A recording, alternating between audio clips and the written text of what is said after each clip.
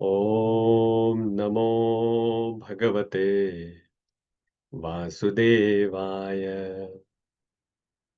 Om Namo Bhagavate Vasudevaya. Om Namo Bhagavate Vasudevaya. Om Ajnanatimirandhasya Jnananjanashalakaya Chakshurunmilitam Yena Tasmai Shri Gurave Namaha.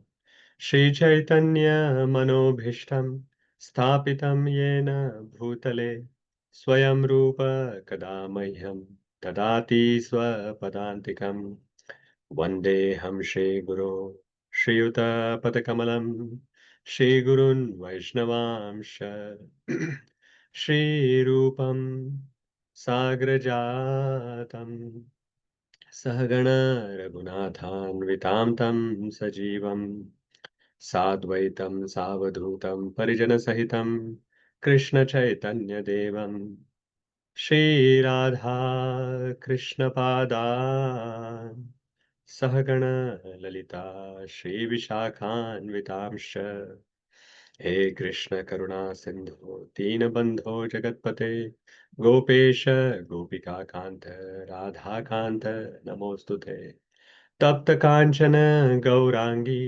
Radhe Vrindavaneshwari वृषभानुसुते देवी प्रणमामि हरिप्रिये वाञ्छाकल्पतरुभ्यश्च कृपा सिन्धुभ्यैव च पतितानां पावनेभ्यो वैष्णवेभ्यो नमो नमः नमो विष्णुपादाय कृष्णपृष्ठाय भूतले श्रीमते भक्तिवेदान्त स्वामिन् इति नामिने नमस्ते सारस्वते देवे गौरवाणी प्रचारिणे निर्विशेष शून्यवादी पाश्चात्य देशतारिणे जय श्री कृष्ण चैतन्य प्रभु नित्यानंद श्री अद्वैत गदाधर श्रीवासादि गौर भक्तवृंद हरे Krishna Krishna Krishna Hare Hare Hare Ram Ram Ram Hare Hare Hare Krishna, everyone. So, Hare welcome Krishna back. Prabhu, Dandavat Pranam. Hare Krishna. Hare Krishna. So, welcome back, everyone, for the Wisdom of Srimad Bhagavatam sessions. We took a little break in between, but we also got the opportunity to hear from His Grace Chaitanya Charan Prabhuji, and then His Holiness Vedavyas Swami Maharaj, and before that, also from a few other devotees. So, now, but we are back on our session and series. So last time, I think we were speaking on this 8th chapter, which is prayers of Queen Kunti and Parikshit saved. So first canto, chapter 8, and we have covered till now 26 verses of this chapter. So in this last session that we saw that at the beginning of this chapter, Pandavas, they went along with Dhritarashtra, Gandhari, Kunti, Draupadi, and many others. They went to take bath in Ganges and also to offer Ganges water to the dead relatives. And everyone was lamenting. Why? Because this war that happened at the end of Mahabharata, that was the war between the family. So almost all the main warriors who died in this war, they were related to them. So all of these, that is why all of these family members, they went for offering the Ganges water. And Krishna and many other sages also, they went with these family members to pacify them. And it was mentioned that how Duryodhana and his party, they cunningly took away the kingdom from Yudhisthir Maharaj. But by the grace of the Lord Krishna, then the kingdom and the dharma was recovered. All the people who were supporting Duryodhana, including Duryodhana, they all died because it was mentioned that their duration of life was reduced. Why? Because they roughly handled the hair of Queen Draupadi.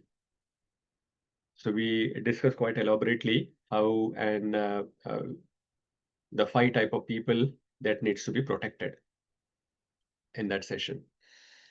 So after that, Lord Shri Krishna made Yudhisthir to do 3 Ashwamedh sacrifices. And just by doing these 3 Ashwamedh sacrifices, his glory, Yudhishthir Maharaja's glory, became similar to that of Lord Indra, who had done 100 such sacrifices. So there we discussed how the devotees, for them, everything is easy because Krishna is supporting them. So then, after that, Lord Shri Krishna decided to leave Hastinapur and go back to Dwaraka. But as soon as he was seated on the chariot to start for Dwaraka, then he saw that Uttara was hurriedly running towards him. And then she was offering a prayer. She was saying, "Oh Lord, you are the only protector, Pahi Pahi Mahabaho. And please protect my son who's in my womb." And at that time, Lord Shri Krishna understood that Ashwatthama has released another Brahmastra to kill all the male members of the Pandu dynasty. As Lord Krishna is Bhakta Vassal, he saw that Pandavas do not have enough time to counteract the Brahmastra. So he took his own Sudarshan Chakra to protect them. And it was very amazing that outside also he was protecting, and inside the womb of Uttara as well, he went and he protected Parikshit there. So outside he protected Pandavas, and inside he protected Parikshit Maharaj. And then again he was about to leave when Kunti Maharani along with Pandavas, they approached him and offered this prayer that we have been looking at. So from 18th verse onwards, this prayer starts from Queen Kunti and it goes on till 43rd verse. Now Kunti is an elder to Krishna. So Krishna is Kunti's nephew. So from that aspect, from the relationship aspect, it is Krishna who should be respecting Kunti Maharani. But here she is offering prayers to Lord Shri Krishna. So that is why in the beginning of the prayer itself, she is explaining that Namaste Purusham Tvadyam Ishwaram Prakrite Param Alaksham Sarvabhutanam Antarbahiravastitam. She says that you are not my nephew, but you are the Supreme Personality of Godhead. And you are within and without everyone, everything and everyone. Then why no one recognizes the Supreme Lord? And why no one approaches Krishna? So then she says in the next verse that you are covered by the curtain of Maya. Hence, you are invisible to the foolish observers. Just like the actor who's playing the part in the drama is not recognized by other people who are watching the drama. So who can recognize this, the Supreme Lord? She says that the only Paramhansa, the pure devotees, can recognize the Supreme Lord. And that is why it is not possible for a woman like me, she says. And then she glorifies her brother and sister-in-law and saying that they are very fortunate because you appeared as their son. Krishnaya Vasudevaya Devaki Nandanaya Cha Nanda Gopakumaraya Govindaya Namo Namaha. And then she says, I am also fortunate because I am able to see your wonderful form. This beautiful form, which is Nama Pankajan Nabhaya, Nama Pankajamaline, Nama Pankajanetraya, Namaste Pankajangraye. But after comparing that I am fortunate, Devaki and Vasudeva are fortunate, she says that I am more fortunate than Devaki because you saved my sons, while you did not save your other brothers, like Devaki's other sons. And then Kunti recalls all the calamities that they have to go through, where she felt the protection that came from Lord Shri Krishna. So, like Bhima was fed this poison cake, then they had to go through this great fire. Then the cannibals in the forest that they were there, and then there was a vicious assembly where there was an attempt on Draupadi to be disrobed. then they were exiled in the forest, then so many battles they had to fight, so many other problems that they had to gone through.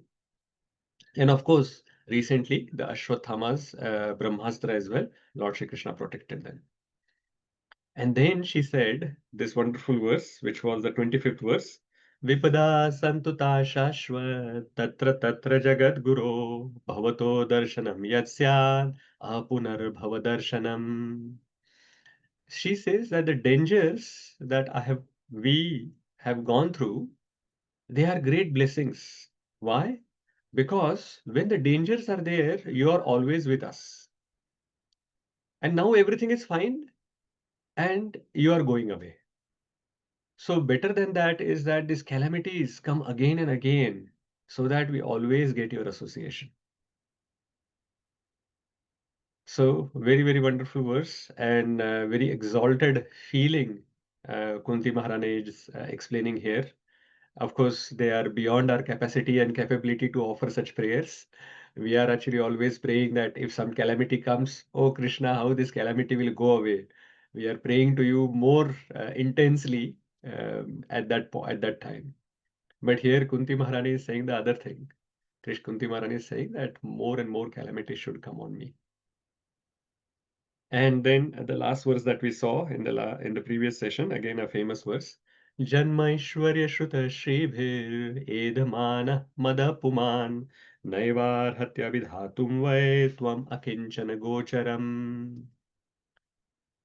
So she says, who can easily approach the Supreme Lord?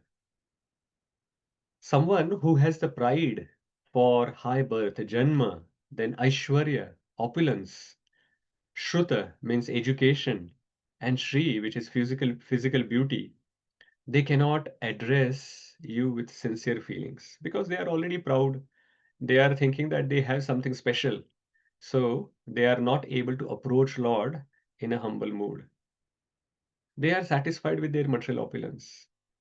So that is why they are not able to take shelter of the Supreme Personality of Godhead.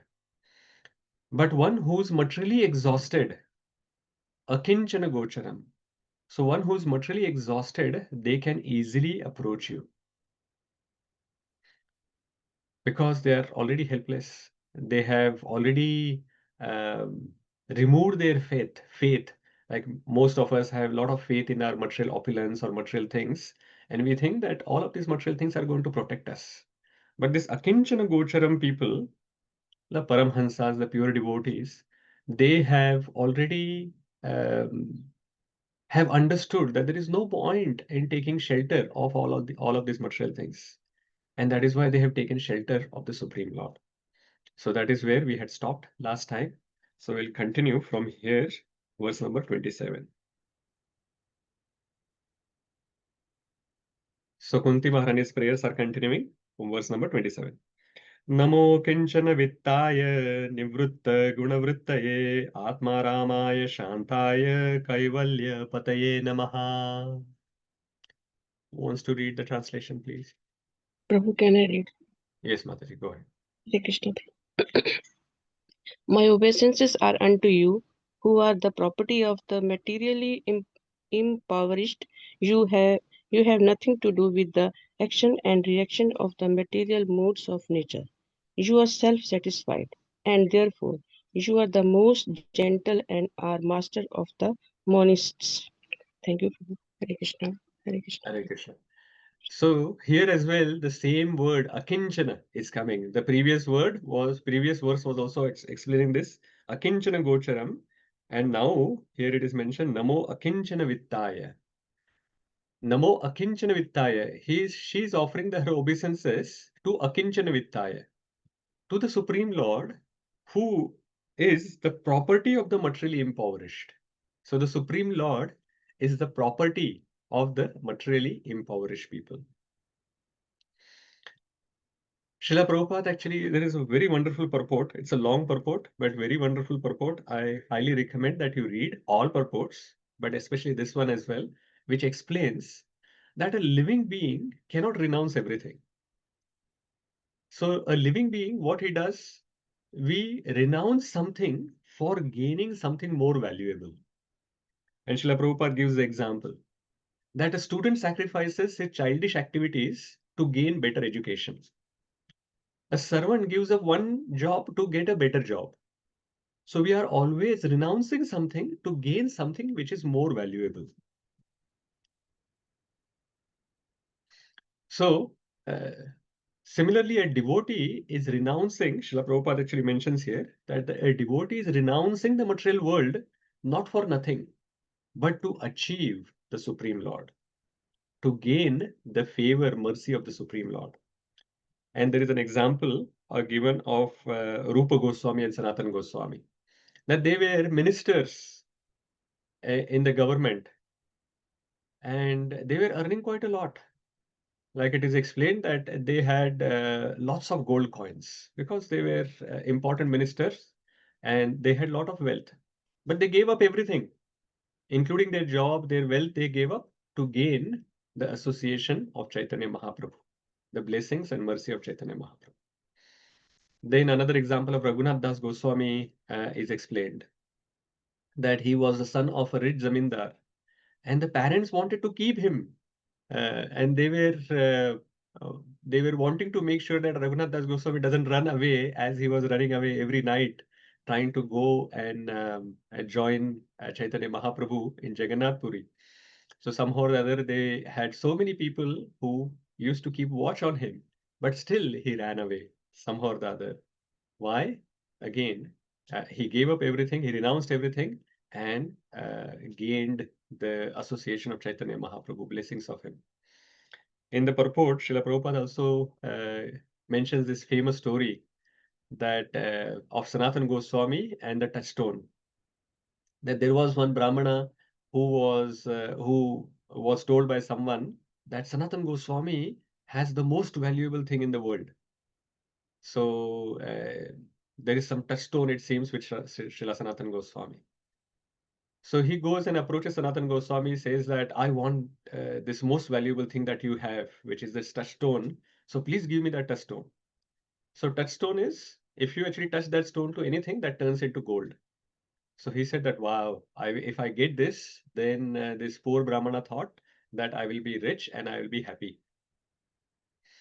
So when he asked Sanatana Goswami for it, Sanatana Goswami said, oh yeah, please just go outside of my hut.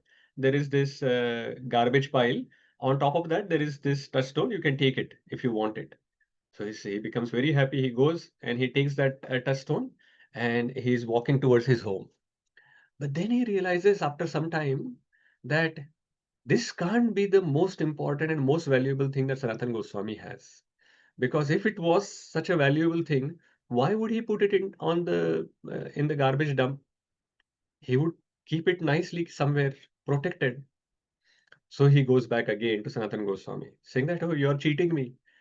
I asked you for the most valuable thing, but you are giving me this stone. There must be something more valuable than this that you may have. He says, yes, I have it. Um, but then you have to give up this touchstone. You throw away this touchstone and come back, and I will give you this most valuable thing. So when this Brahmana throws the touchstone, then the Sanatana Goswami offers him the most valuable thing that he has, which is the holy name of the Lord. Amazing story. And then Srila Prabhupada mentions here that material attachment and hankerings and spiritual advancement go ill together. So if you have material attachment, if you have material hankering, and at the same time we want to spiritually advance, then they don't go well together. Because one is Maya, one and the other is Krishna. And we cannot have both of them. Wherever there is Maya, Krishna is not interested. And whenever there is Krishna, Maya can't exist there. So if you are interested in Maya, then you cannot progress in Krishna consciousness. It is quite interesting that Pandavas have both opulence as well as Krishna.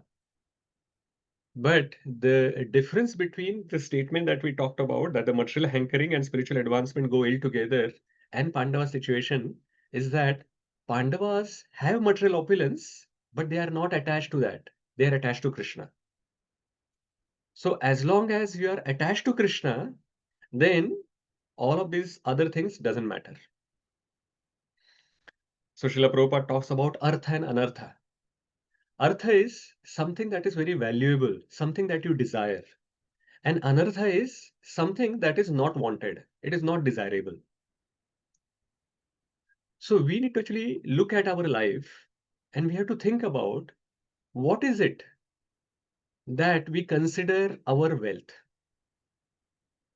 What is artha for us and what is anartha for us in our life? Everyone should actually go through and introspect. What is artha for us and what is anartha for us? What is it the touchstone or is it the holy name? Is it the material opulence or Lord's lotus feet? What is that? What is our artha? And that decides whether we are a materialist or a devotee. And why we have to choose between one of the two? Because it is mentioned in this verse that the Supreme Lord is Nivritta Gunavrittaye. Nivritta Gunavrittaye means the Lord is free from the actions and reactions of the material modes of nature. And only when a devotee becomes Nivritta Gunavrittaye, then he also becomes dear to the Lord. And it is also mentioned that the Lord is Atma Ramaya and Shantaya. Atma Ram means he's self-satisfied and Shanta is very gentle. And our Gauranga Darshan Prabhu mentions that he's Shanta. What it means is that even if the devotee makes some mistakes, he is very gentle. He just forgives the devotee. And finally, it is mentioned he's a Kaivalya Pataye. So he is the master of the monist. Very beautiful verse. And there are so many things to learn from it. But let us take one more verse and then we will see some reflections from these two verses. 28th verse. Manne tva kalam ishanan anadi nidhanam vibhum samam charantam sarvatra bhutanam yanmitha kali. Yes, Sanyavas Prabhuji, please go. Hare Krishna, Prabhuji. Yes, Mataji. My Lord, I consider your lordships to be eternal time, the supreme controller, without beginning and end, the all-pervasive one. In distributing your mercy, you are equal to everyone. The decision is between living beings or due to social intercourse. Hare Krishna. Thank you, Mataji. So it is mentioned that Kunti Maharaj is saying that I consider your lordship to be eternal time. So the Supreme Lord is eternal time, and he has already declared in Bhagavad Gita as well. Kalosmi, he said in the 15th chapter, he said that Kalosmi lok kshayakrata. So I am the time and I am destroying everyone. So you are, so that is the same thing Kunti Maharaj is saying, that you are eternal time. And Srila Prabhupada explains that the Supreme Lord is Paramatma, and Paramatma is the supreme controller. So that is why it is mentioned, he's Isha, supreme controller Isha, without beginning and end. He's Anadi Nidhanam, and he is all pervasive. He's Vibhu, and in distributing the mercy, he is Samam, he is equal to everyone. Very, very interesting, Samam. So the Lord is Paramatma, he is eternal time, he witnesses everything that is happening. And based on that, he is giving the reactions of our actions. And hence, he is the supreme controller. Srila Prabhupada mentions a very wonderful line in this purport, around middle of this purport. He says that the living beings are given as much freedom as they deserve. And misuse of that freedom is the cause of suffering. So every one of us are given as much freedom as we deserve. Based on what? Who decides what we deserve? Based on our previous activities, based on our previous karma, it is decided how much freedom we can have. And whatever freedom we have been given, if you actually use that freedom properly, then we go closer to Krishna. But if we misuse it, then it creates a cause of suffering, and the freedom also is reduced for us. So that is what is mentioned. And then Krishna is Samam. Krishna is equal to everyone. It doesn't mean that whether you do good activities or bad activities, he will give you the same result. What it means is opportunity is given to everyone. And the Lord reciprocates in the same way depending on your action. So if you do a particular activity, he will reciprocate in a particular way. If someone else also does the same activity, he will also reciprocate in a similar way. We create our own destiny based on how we interact with others around us in the material world, and Srila Prabhupada calls it as social intercourse, the social interaction. And that is how we create our suffering or joy, happiness or distress. So some things that we can actually think about. I'm going to actually show you some questions on the screen now. So these questions are for your personal reflection, personal application. I'm not going to ask you the answers for these questions. You think yourself so that you can improve. Okay, so first question. You look at your life and honestly you should answer that what is your artha and what is your anartha? What is it that you value most? What is it that you actually desire most? And what is it that is that is not that is anartha for you? You don't desire it. So what is it that is there in your life that you consider artha and anartha? The second question, because this first one is you are actually thinking about your own life. The second question you can think about is if someone looked at how you spend your time and energy, what would they say you truly value?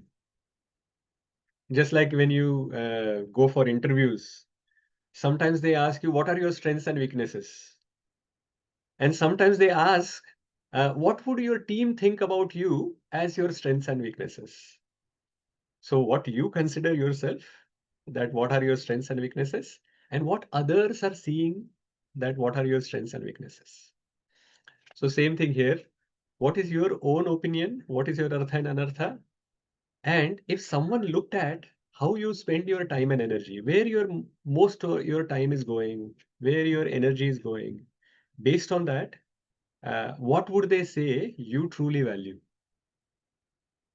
So that will also give you an answer of what is your artha and what is your anartha. One more. Then how can we make the holy name our touchstone? How can we make the holy name as our touchstone? And one last one. Are you a materialist who loves Krishna sometimes, or a devotee who happens to live in the material world? Who are you? Are you a materialist? Sometimes you love Krishna, or are you mainly a spiritualist who are living in the material world and interacting with the material world? So based on the first three or first two questions, you can answer this last question as well. So think about it for yourself, and then you can answer it yourself and see where you need to change your life, how you can make and how we all can make Krishna as something that we value most in our life. And this next question is for our discussion now. What are some of the anarthas, unwanted things that can secretly grow in our bhakti, secretly grow in our heart when practicing bhakti?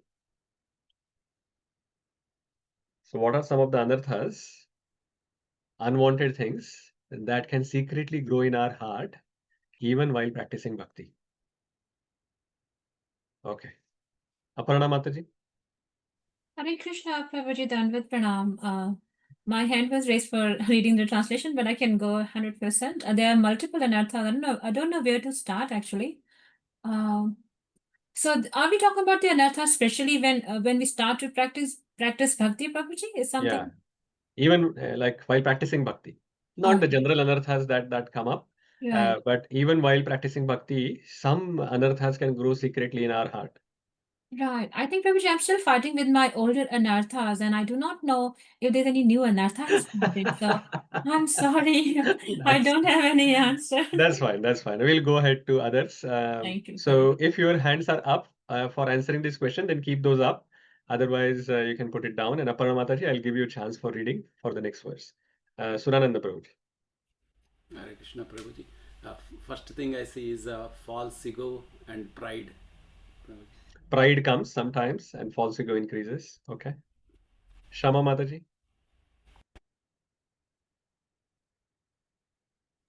Hare Krishna Prabhuji. So my answer was proud, because sometimes what happens is that what we do, it's being seen and appreciated by other devotees, and due to which we kind of like this pride slowly starts creeping in, and we just think that if we don't do it, nobody will be able to do it. So that and that can lead to a downfall in the later stages. Yes, yes, that's right.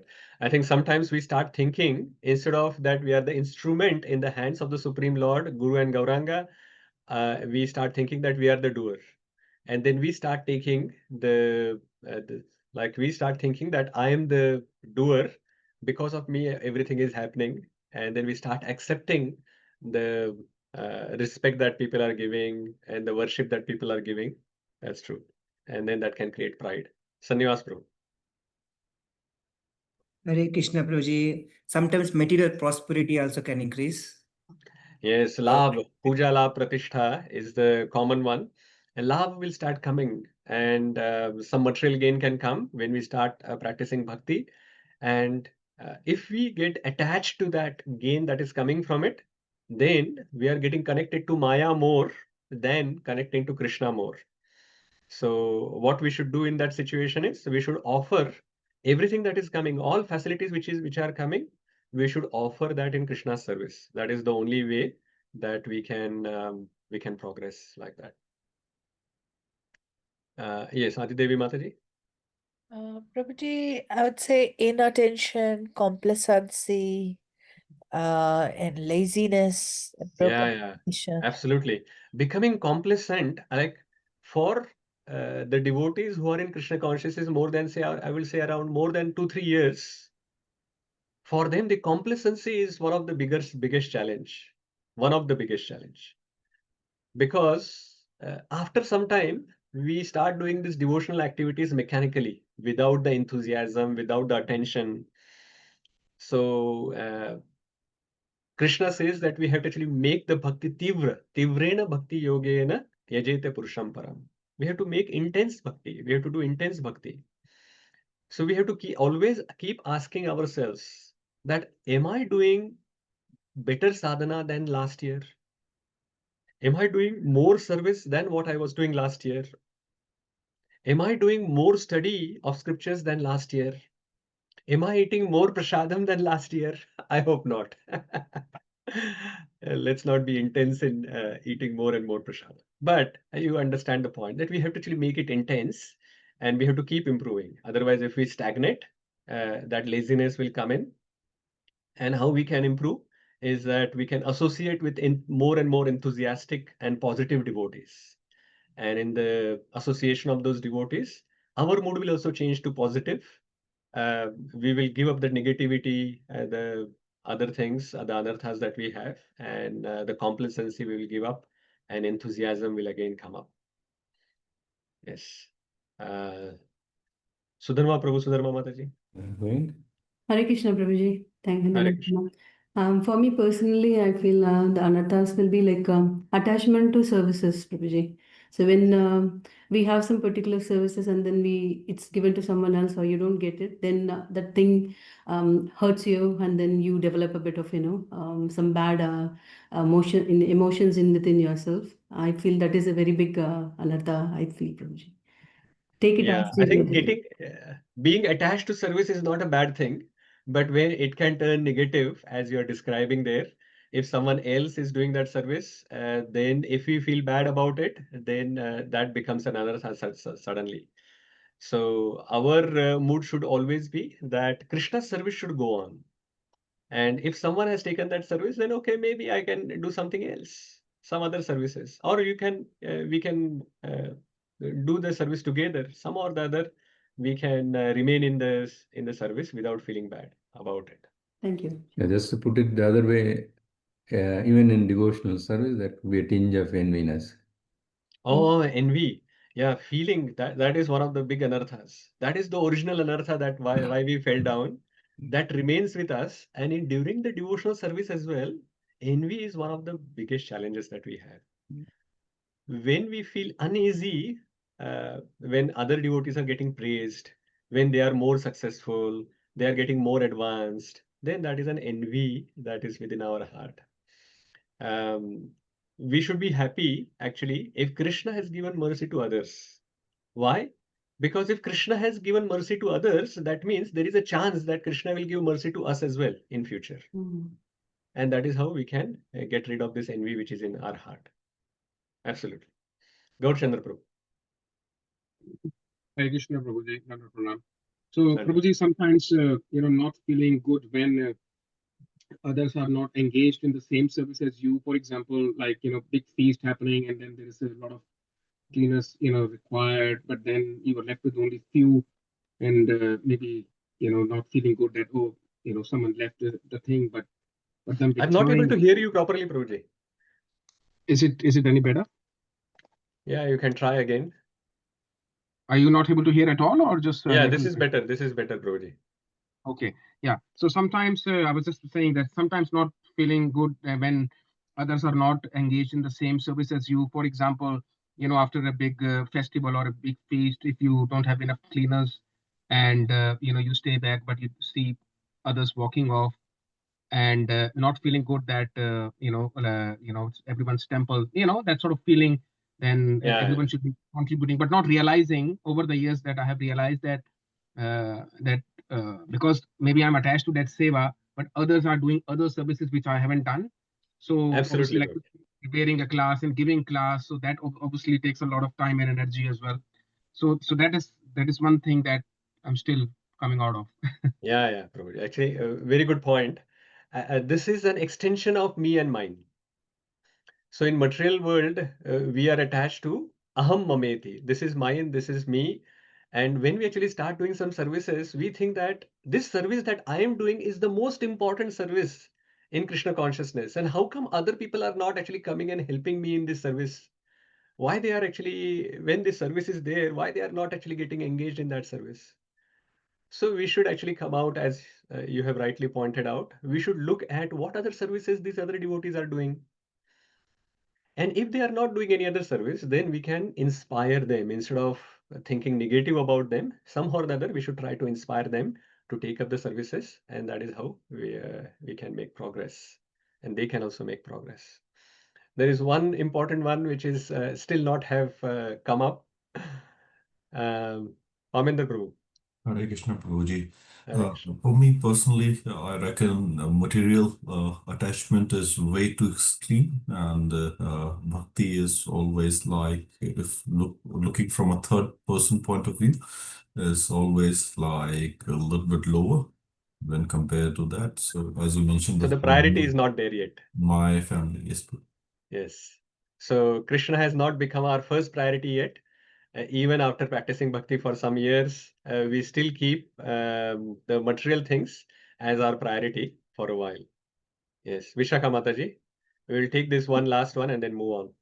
Hare Krishna Prabhuji. So as we progress little bit, we get so much of praise and we get illusion that we are progressing.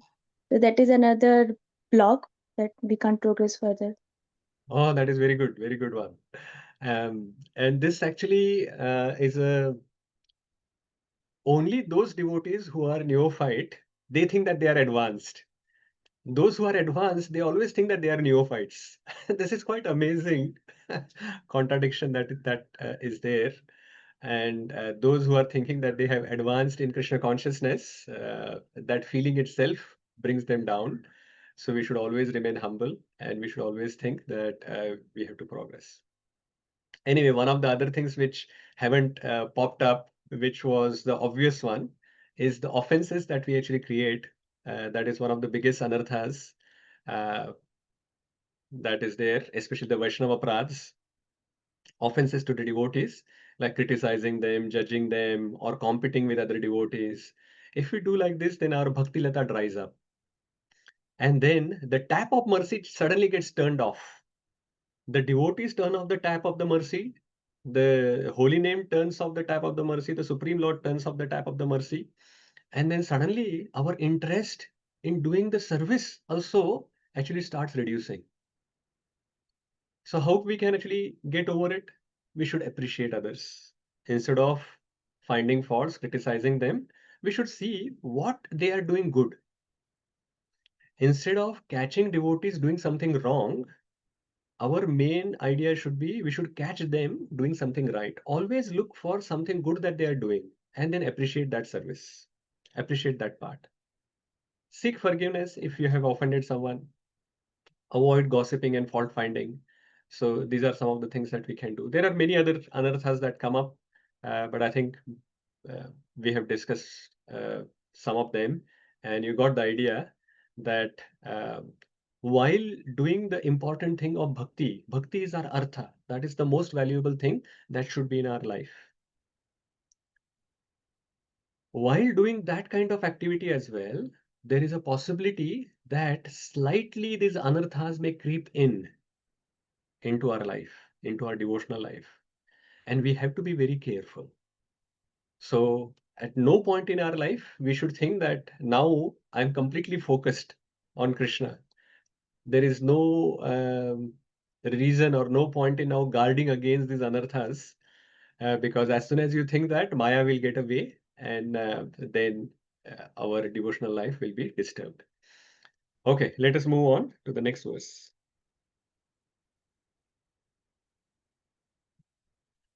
So, verse number 29.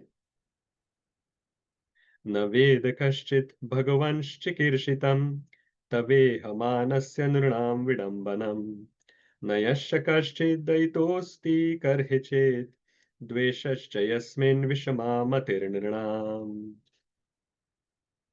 Aparna Mataji, I think you had raised your hand before, so you can do the translation. Sure. And then Vidushi Mataji and Uma Mataji, you can do the next one. O Lord, no one can understand your transcendental pastimes, which appear to be human and are so misleading. You have no specific object of favor, nor do you have any object of envy. People only imagine that you are partial. Hare Krishna. Hare Krishna. So here Kunti Maharani is saying that no one can understand your pastimes. They appear as human, but they are very misleading. And she goes further and says that you don't favor anyone, and nor anyone is an object of envy for you. People only imagine that you are partial. So people say that the Lord is partial towards devotees. But Srila Prabhupada in the purport gives this wonderful example of sun. He's saying that the sun gives the same light to everyone, but it seems partial because it imparts its own qualities. Sun gives its own qualities to the sunstone, and the sunstone becomes very bright and actually full of light. It starts emitting the light. It reflects the light mainly. The sun is indifferent to the blind person, and he gives joys to Chakravak birds, but at the same time, the sun is harmful to thieves and owls. But in this, all these examples that we saw, the cause of the difference is the quality of the specific thing, specific object that comes in contact with sun. The sun is actually impartial. It is giving the same light to everyone, but depending on the quality of that specific object or a person, then that it comes in contact with, that is where the difference comes out. Similarly, although Lord is not partial, different people relate with the Lord in a different ways according to their own qualities. Lord is reciprocal. Ye yathamam prapadyante tam sathaiva bhajamyaham. If you love him, he will love you back. If you envy him, then he will make sure that you remain in this material world. He will not take you back into the spiritual world.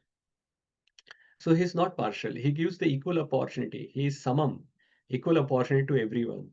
Everyone has the opportunity to become Krishna conscious. It is the freedom. He has also given the freedom to us. If you use this freedom properly to become Krishna conscious, Lord will reciprocate with you.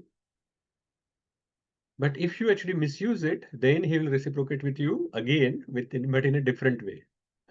So that is what we have to actually understand and implement in our life. So he says, Srila Prabhupada is saying in the purport, the last line of the first paragraph, he says, such partiality in receiving the Lord's mercy is relative to the recipient, and it is not due to the partiality of the all-merciful Lord. So the partiality that we see is not because the Lord is partial, but it is because of the recipient, the qualities of the recipient. How the sunlight is getting reflected differently on different objects. Similarly, how the mercy of the Lord is reflected depending on the qualities of various different recipients.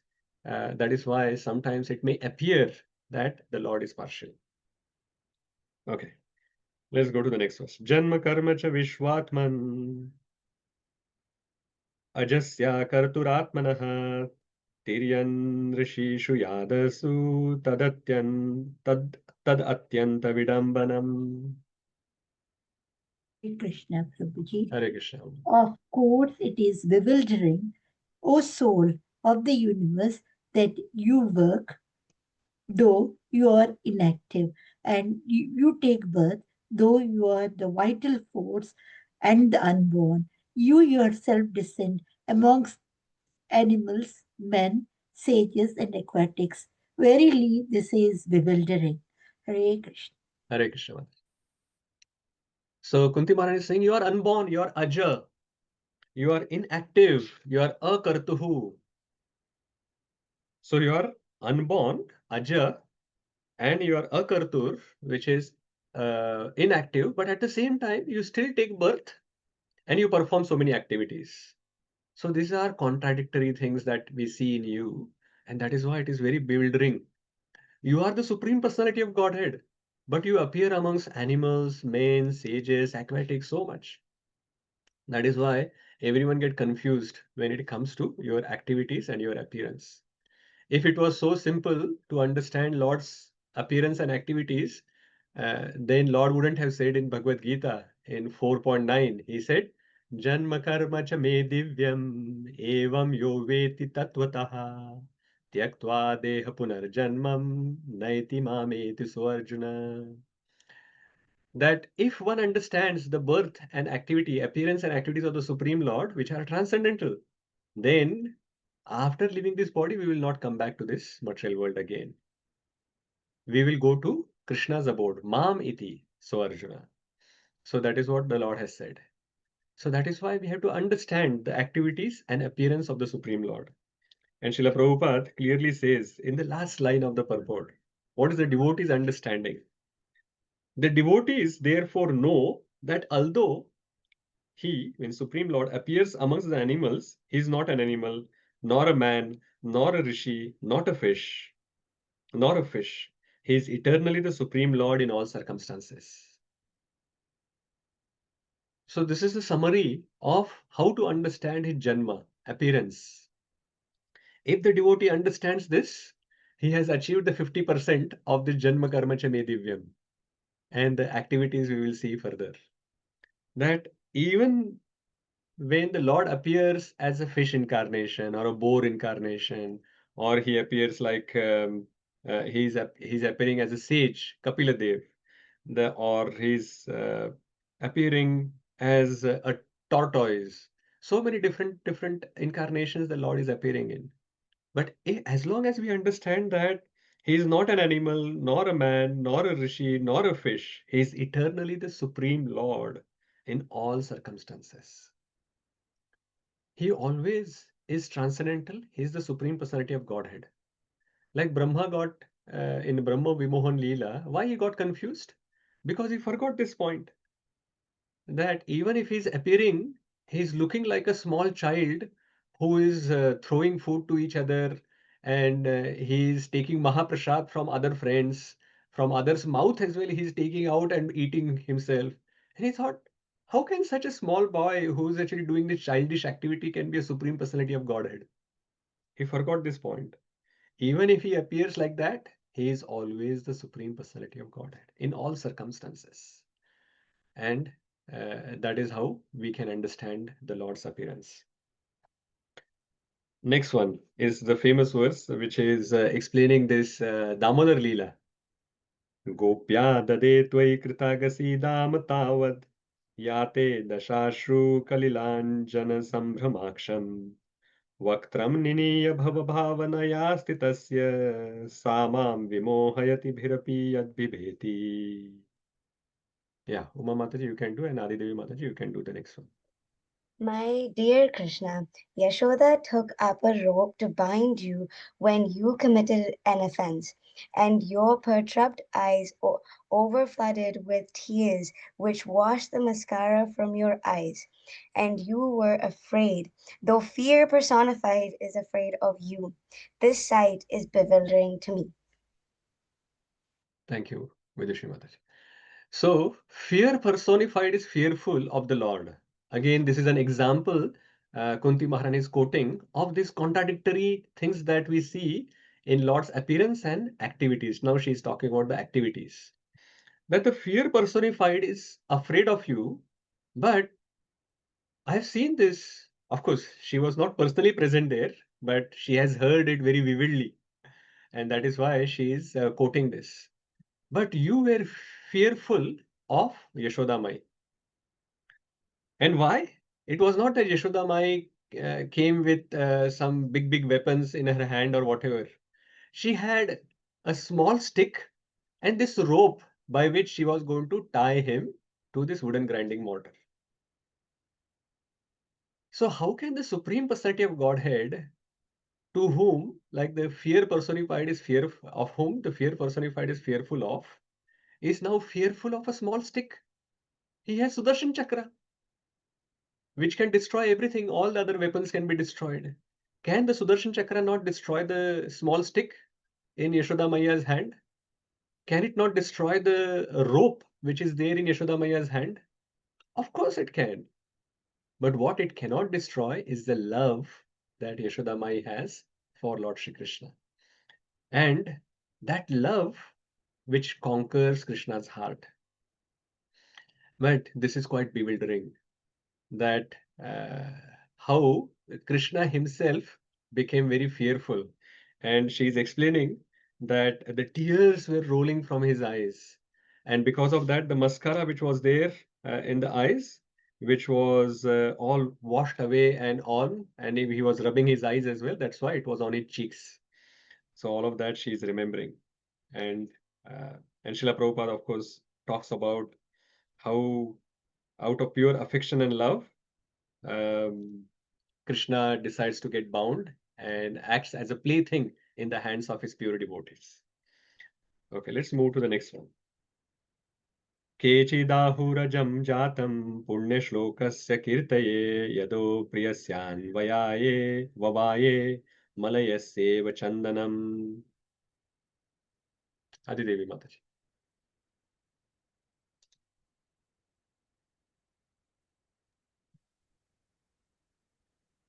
Please go ahead, Adi Devi. Yeah.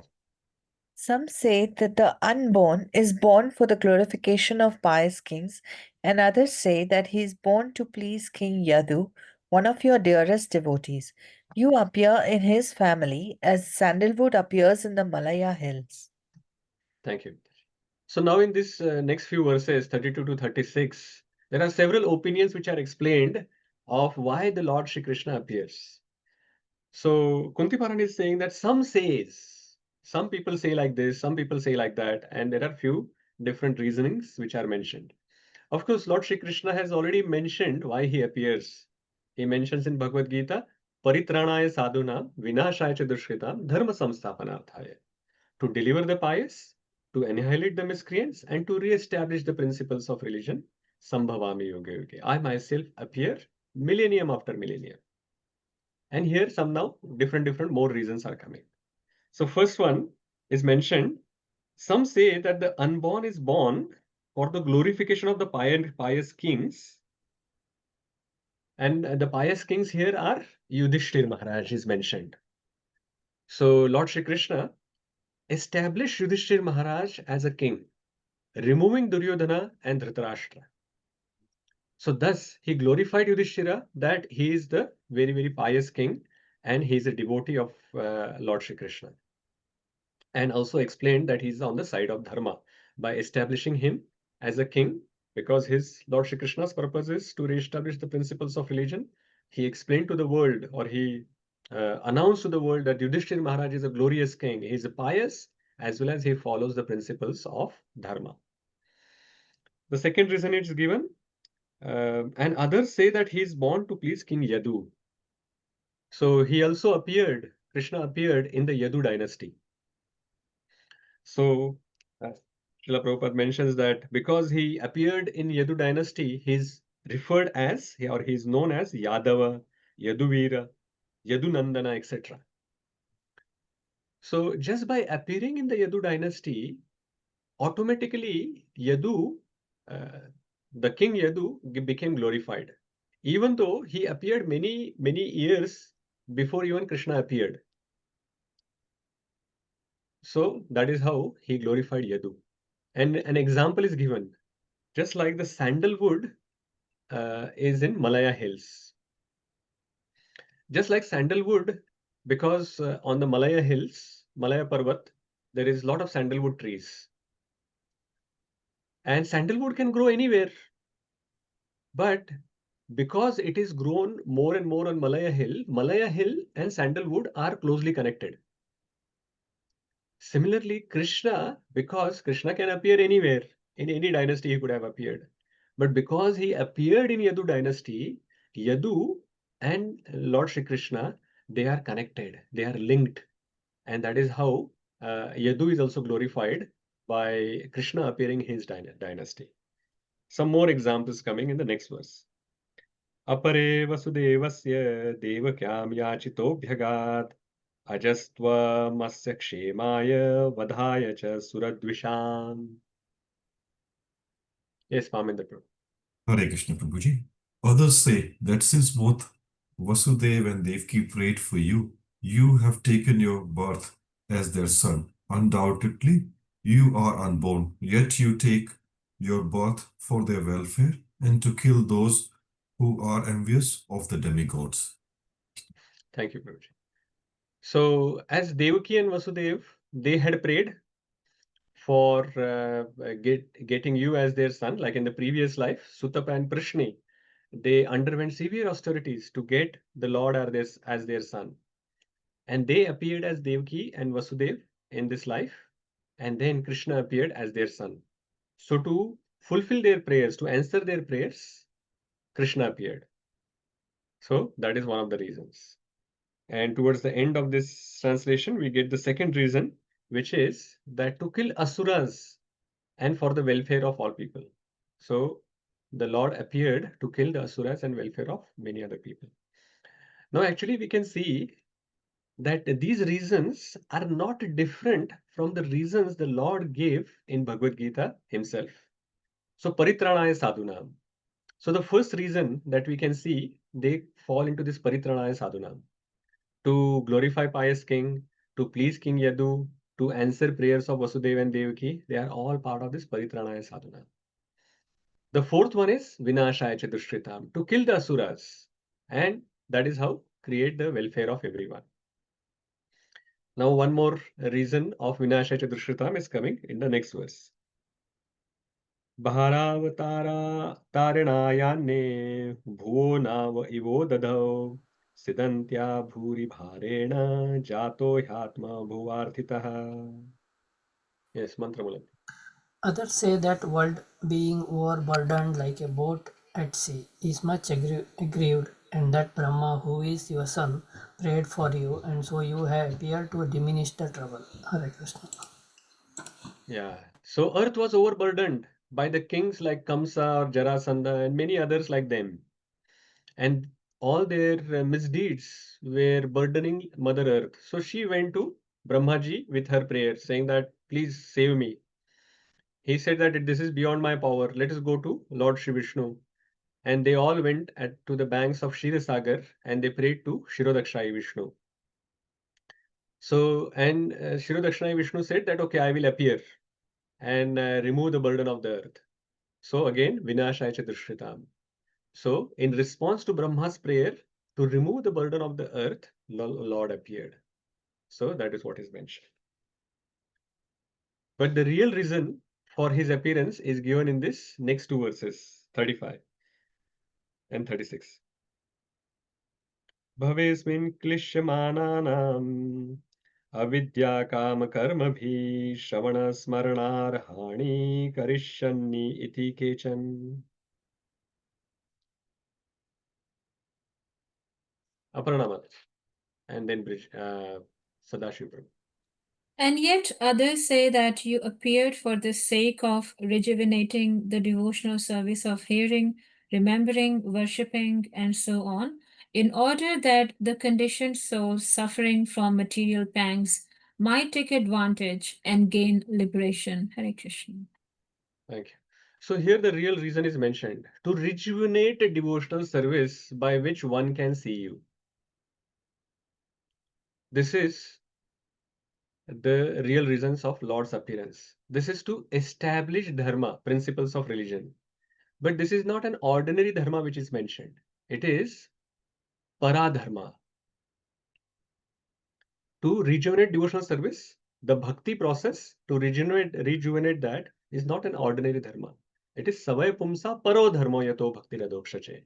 So that is why the Lord came, to establish the paradharma of bhakti. And what is mentioned here? And others say that you appear to rejuvenate the devotional service of hearing, remembering, and worshipping, and so on. So 9 processes of devotional service, in order that the conditioned soul suffering from material pangs might take advantage and gain liberation. So people don't know, people are suffering. They don't know that just by the process of devotional service, all their sufferings will go away, and they will go from this material world to spiritual world. And there they will get shelter of the Supreme Lord, and all of these problems will completely be taken off from their life. So because they don't know, someone has to tell them. So Chaitanya Mahaprabhu also came towards the end of the purport. Srila Prabhupada says that this particular type of mercy is bestowed upon the living being by the Lord in the form of Lord Sri Chaitanya Mahaprabhu. So establishing this paradharma, not only Lord Shri Krishna did that, but also after just 500 years ago, 500 or so years ago, Lord Shri Chaitanya Mahaprabhu came and he also did the same thing. The next verse is very, very wonderful. Please recite after me. Are you all ready? Shrunvanti gayanti grunanti abhikshnashaha. Shrunvanti gayanti. Smaranti nandanti tavehitam janaha. Samarti nandanti Taeva pashyanti achireena tavakam. Taveva pashyanti Bhava pravaho paramam padambujam.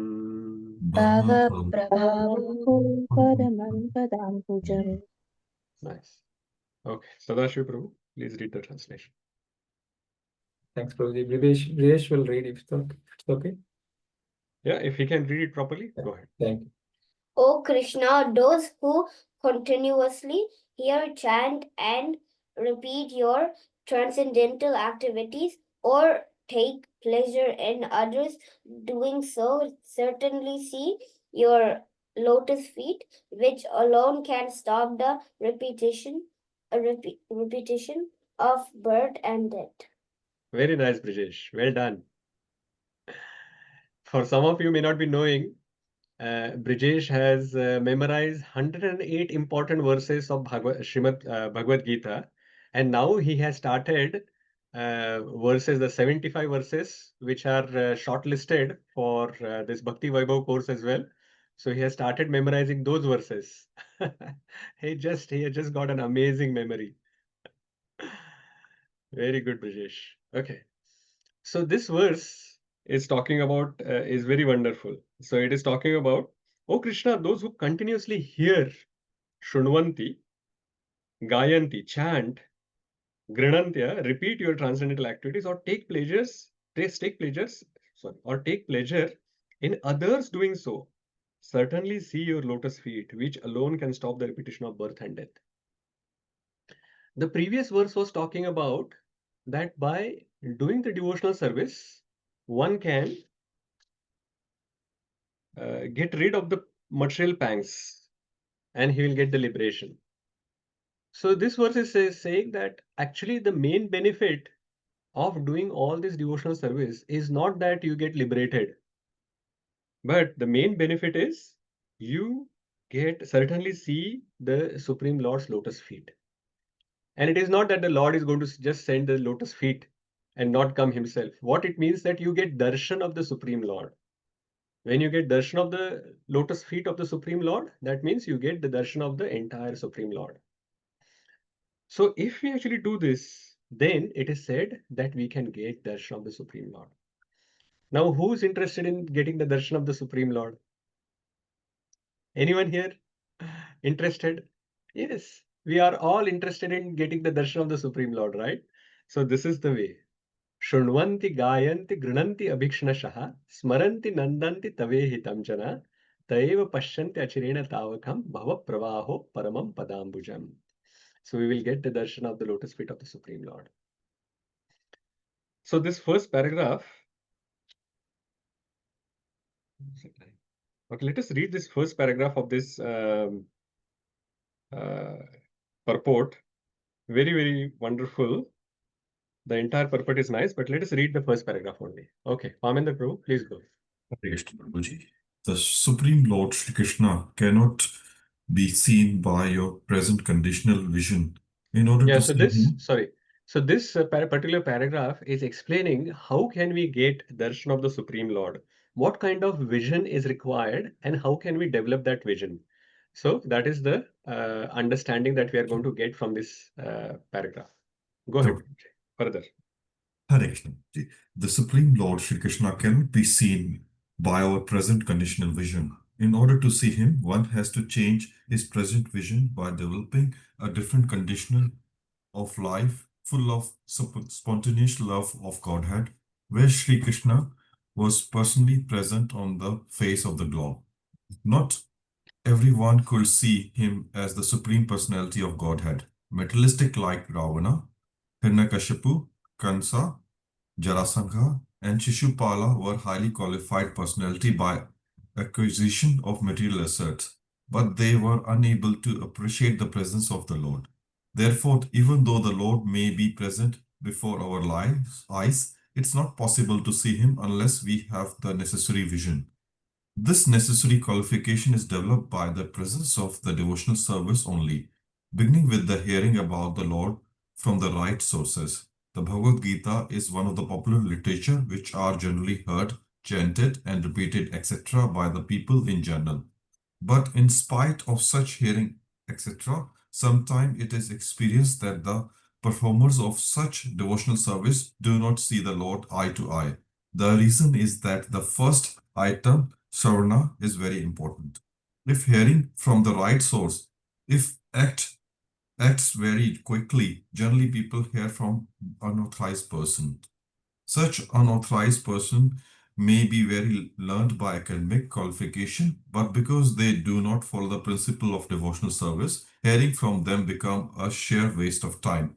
Sometimes the texts are interpreted fashionably to suit their own purpose. Therefore, first one should select a competent and bona fide speaker and then hear from him. When the hearing process is perfect and complete, the other process become automatically perfect in their own way. Hare Krishna. Thank you very much, Prabhuji. So this first paragraph is explaining how we can get the darshan of the Supreme Lord and where it should all begin. So where it begins is, it is Srila Prabhupada is first explaining, Lord can be seen only when we have the right vision. So Kamsa, Jarasandha, Shishupal, Lord was in front of them, but they couldn't recognize that Krishna is the Supreme Personality of Godhead. They kept considering him as their competitor, and they kept actually fighting with the Supreme Lord.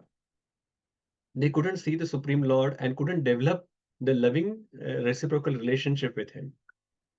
So how to get this vision by which we can see the Supreme Lord? Just like Pandavas had this wonderful vision and they could see the Supreme Lord and they could have a nice relationship, loving relationship with him. So it all starts from hearing, Shrunvanti. So that is where it all starts. But hearing can be done from many sources. Sometimes people are giving their own meanings of what they read. If they may be some scholars, but that is not what is the real qualification.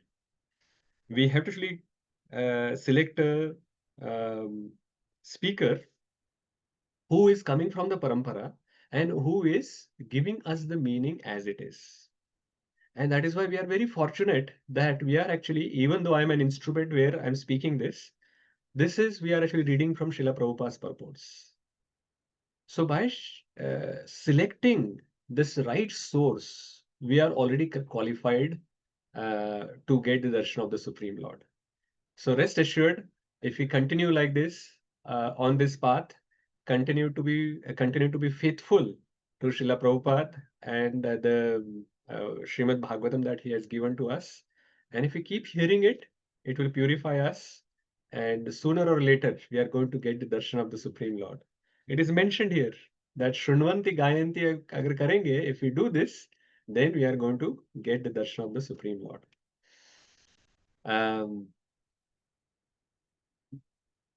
And it is quite interesting. The last line of this purport was also, it caught my eyes. It is said that the Vedas and Puranas, etc., are all made to revive our lost relation with Him. Hearing of all these scriptures is essential. So the purpose of all the scriptures or all the hearing should be that we revive our lost connection with the Supreme Lord. So that is what we should always be focusing on. When we are reading, when we are hearing, when we are studying, when we are doing anything, we have to actually re-establish our lost connection with the Supreme Lord. If that is our purpose, then that connection will be re-established. One of the things which actually caught my eye and my ear when I was actually reading this translation was interesting that it said that, "O Krishna, those who continuously hear, chant, and repeat your transcendental activities." So this is understandable, right? So if you are Shrunvanti, Gayanti, Grinanti, if you are doing all of that, then you will get the darshan of the lotus feet of the Supreme Lord. But the next point it says, or take pleasure in others doing so. I said, wow, this is amazing. Like, where did this come from? Like, you are not doing it, but you are just taking pleasure in other people doing Shrunvanti, Gayanti, Grinanti. And still you get the same result as those people who are doing Shrunvanti, Gayanti, Grinanti. You will also get the darshan of the lotus feet of the Supreme Lord. Isn't that amazing? That how it is wonderful. So this means that we should not be envious of devotees. So it is saying that anyone who has this loving, nice relationship with the devotees, and they are not envious of the devotees, then automatically we get the same result as the other devotees are getting. So simple thing that we have to do, appreciate each other's service and encourage each other. Whenever we are actually interacting with other devotees, what is the point in finding so many faults in them? Just find something good and appreciate their service. if someone in the community is doing nice bhakti better than you, and somehow or the other you are not able to do as much service, as much sadhana than that person, then don't be envious. You just encourage that other person in doing that sadhana, in that service. And just by doing that encouragement, you get the same result as the other person gets. If he or she goes back to Godhead because you encouraged, you also go back to Godhead. If he or she gets the darshan of the Supreme Lord and you have encouraged them, you are not envious of them, then you also get a darshan of the Supreme Lord. That's amazing. But at the same time, the opposite of that is also true.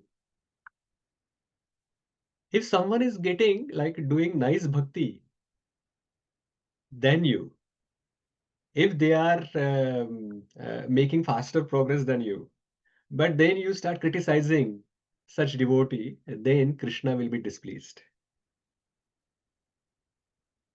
So very important point to understand.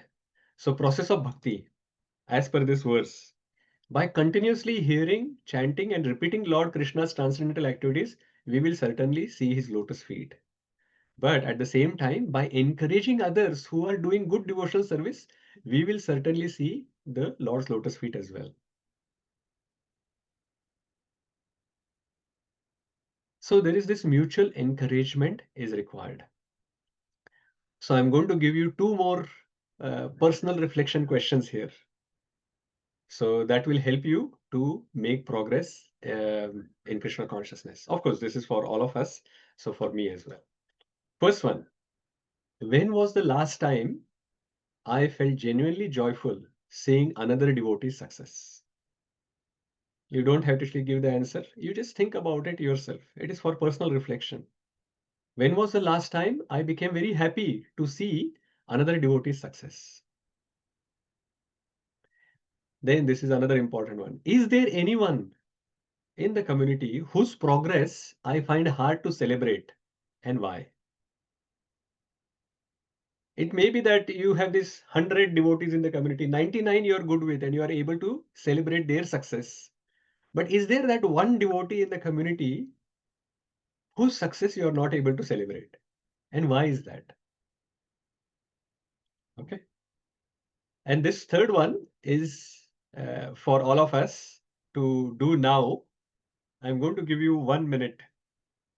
Write one line of appreciation for another devotee present here online. Okay. And please excuse me for that. Like, please don't write anything for me. Just choose someone else who is present on this meeting today and write one line of appreciation for another devotee. I'm giving you 1 minute for that.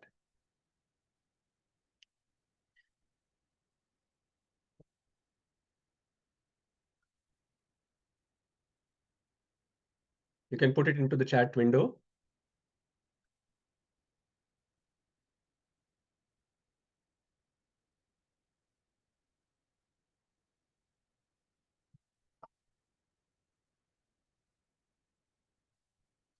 When appreciating, please be very specific. What specific thing that you liked? Why you are appreciating?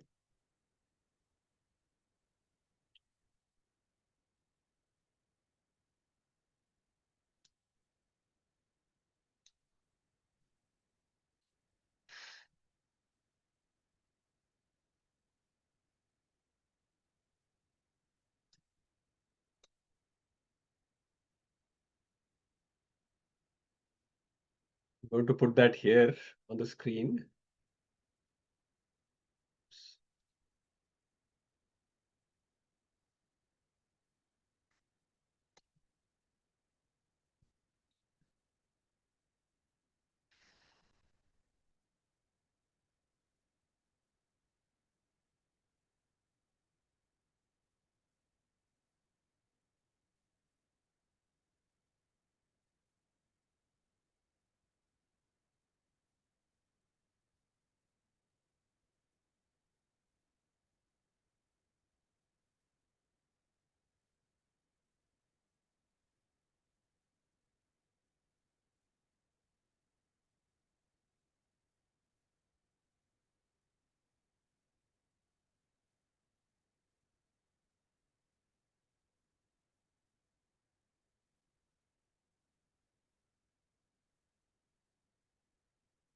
Prabhuji, do you need to restrict to one devotee only, Prabhuji?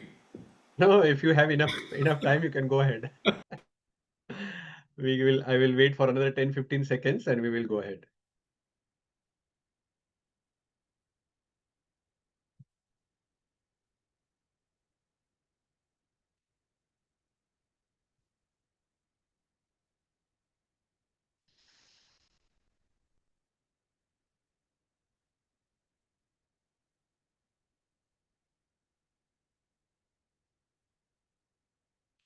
Wow, Cholikari is also getting praised. Nice.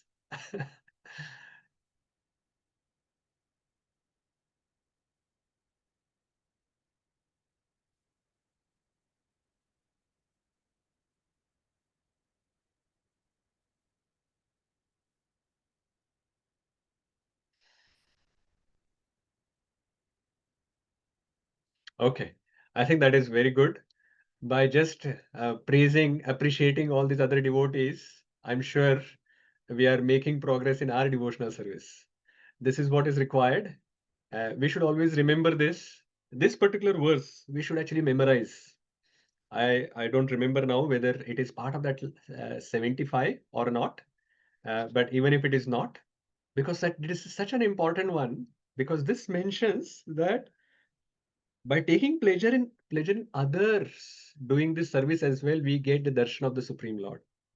And this requires that we have to appreciate, encourage other devotees. This mutual encouragement that we can do for making other devotees progress in Krishna consciousness is going to help us as well. Remember, I'm repeating this. If they go back to Godhead, because of your encouragement, you also go back to Godhead. If they get the darshan of the Supreme Lord, you also get the same result as them. It's such a simple thing. But the opposite is true. If you criticize them, if by out of your envy, if you pull them down, you have the crab mentality, then Krishna is not going to be pleased with you. So always remember that if you see someone is progressing in their sadhana, if you see that someone is doing lot of service, instead of telling them that, hey, why you are doing so much service? There is no need. Just do like us, because then everyone will be equal. No, instead of that, you can say that, oh, you are doing such a wonderful service. Please keep doing. Nice. In the mind, you can say that now he goes back to Godhead. I will also go back. Even for that purpose, you do it. That is also fine. But actually, the main point is that this mutual encouragement will help us as well. When we see some good role models in our community and they are progressing very fast, that enthusiasm will rub onto us as well. And we will also want to do some service enthusiastically. We will also be enthusiastic in improving our sadhana. And then that is how we can also make progress further in our Krishna consciousness. Okay, in the interest of time, let us move on to the next verse. So we are on verse number 37. Apadyanastvam sakrute hita prabho jihasasi svit suhrudo nu jivinaha yesham na chanyad bhavata padambujat parayanam rajasu yojitam asam. Who wants to read? Come on, quickly, someone can read. Aparna Mataji and then Sadashi Prabhu and Surananda Prabhu in that sequence. O my Lord, you have executed all duties yourself. Are you leaving us today, though we are completely dependent on your mercy and have no one else to protect us, now when all kings are at enmity with us, Krishna? Yeah. So the remaining verses we will see 37 to 43. The real desire of Kunti Maharani in offering all these prayers is coming out. She basically wants more association of Lord Shri Krishna. And she is now going to give various different reasons why Lord should stay back. In this verse, she says that we are completely dependent on your mercy and have no one else to protect us. And especially now, we require more and more your help. Why? Because we just had this big war, and so many kings have been killed, and so many new enemies have got created for us now because of this big war. So definitely, previously we required your help, now we require more of your help. And who can help us? We are just dependent on you. Next one. केवयं नाम रूपाभ्यां यदुभिः सह पाण्डवः भवतो दर्शनं यर्हि ऋषिकाणाम् इवेशितु. Yeah, Hare Krishna. As the name and fame of a particular body is finished with the disappearance of the living spirit, similarly, if you do not look upon us as, our face and Fame. all our fame and activities, along with the Pandavas and Yadus, will end at once. Hare Krishna. Yeah, thank you, Prabhuji. So here, Kunti Maharani is saying now, the name and fame of a particular body finishes with the disappearance of the living spirit. So when the soul passes from this body, the name and fame will remain for a while, but of course, after some time, they are all vanished. So she is saying, you are the soul for us. When you go away from here, our name and fame will also go away. Amazing consciousness she has, that she is saying that you are our soul. All the Pandavas and us, you are the soul. If you go away, then we are like dead bodies.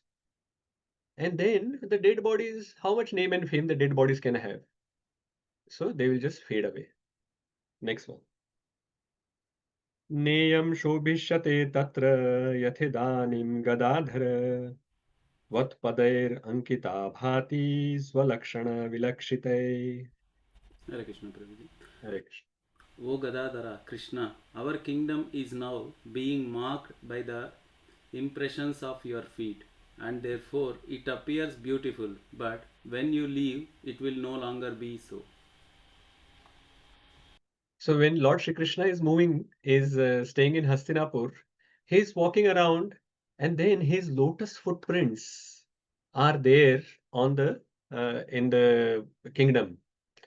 And because the lotus footprint of the Lord is there on the in Hastinapur, that is why our kingdom is beautiful. But if you go away, then of course the lotus footprints are not going to be there in Hastinapur. So how can we be prosperous? How it will be beautiful? It won't be. And the same point is mentioned in the next verse as well. Further, Ime janapadas vruddha supakaushadhi virudha vanadrin dyudanvanto yedante tava vikshitai. Go ahead. Next, Ramakrishna Prabhupada. Thank you, Prabhuji. Hare Krishna. All these cities and villages are flourishing in all respects because the herbs and grains are in abundance. The trees are full of fruits. The rivers are flowing. The hills are full of minerals, and the oceans full of wealth. And this is all due to your glancing over them. Thank you, Prabhuji. Thank you, Prabhuji. So because Kunti Mahan is saying that Hastinapur is having a lot of prosperity, our cities and villages are flourishing. Why? Because you are glancing over them. Because of your merciful glance is falling onto our kingdom, that is why everything is going well. The herbs and grains are in abundance. Then we have the trees are full of fruits, and the rivers are flowing, the hills are full of minerals, ocean is full of wealth. All of that is happening just because we are getting your merciful glance. If you go away, if that glance goes away, then all our prosperity will go, our name and fame will go, everything will be lost.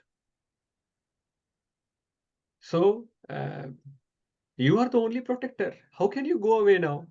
You want to establish the dharma, right? So you have to stay here. Next verse, another famous verse. अथ विश्वेश विश्वात्मन् विश्वमूर्ते स्वकेषु मे स्नेहपाशमिमं छिन्दी दृढं पाण्डुषु वृष्णिषु. Yeah, go ahead. Vikas Prabhu and then Vidushi Mataji and Sannivas Prabhu. O Lord of the universe, soul of the universe, O personality of the form of the universe, please, therefore, sever my tie of affection for my kinsmen, the Pandavas and the Vrishnis. Vrishnis. Yeah, Hare Krishna. this is another quite difficult to understand verse, just like the 25th verse we were seeing, where she was asking for more and more calamities to fall on her. Now she is saying that please sever my ties of affection for my own kinsmen, the Pandavas and the Vrishnis as well. So the mood here, the purport is very wonderful. You should definitely read it, but we'll cover some of the important points. So her idea is she's thinking that if Krishna stays here in Hastinapur, then the Yadus are going to suffer in Dwaraka. And if the Lord goes to Dwaraka, then the the descendant of the Pandus are going to suffer. The Pandavas are going to suffer here. And interestingly, Kunti is related to both Yadus and Pandavas. So she's getting troubled by her request for Lord to stay here, because she knows that, oh, one side of her is going to suffer anyway. If he stays here or he goes there, her relatives are going to suffer. And at the same time, she understands that the Lord is not only of the Lord of Yadus or Lord of Pandus or the Pandavas. She knows that the Lord is Vishvesha. He's a Vishvesha, means he's the Lord of the universe. And Vishwatma, he is the soul of the universe. Hence, she's saying that please sever all my ties of affection so that I can also think broadly of everyone. Because till the time we are attached to one particular family or one particular community, we are only about thinking about that particular family or community. We are not able to actually think broadly.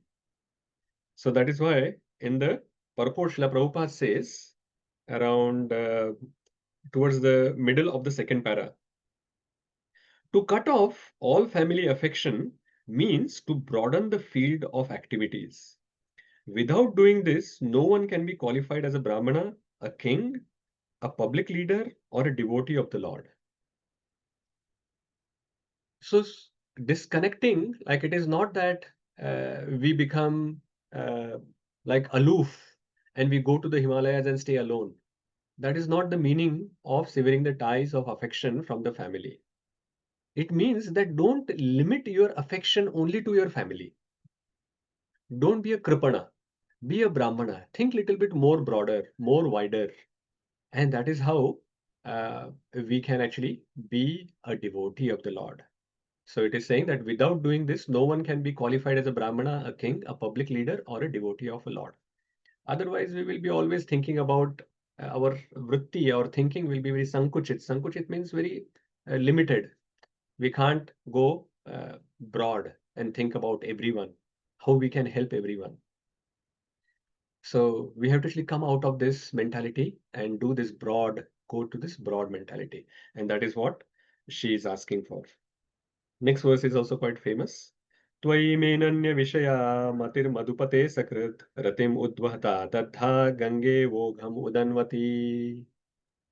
Hare Krishna, Prabhuji. Hare O Lord of Madhu, as the Ganges forever flows to the sea without hindrance, let my attraction be constantly drawn on to you without being diverted to anyone else. Right?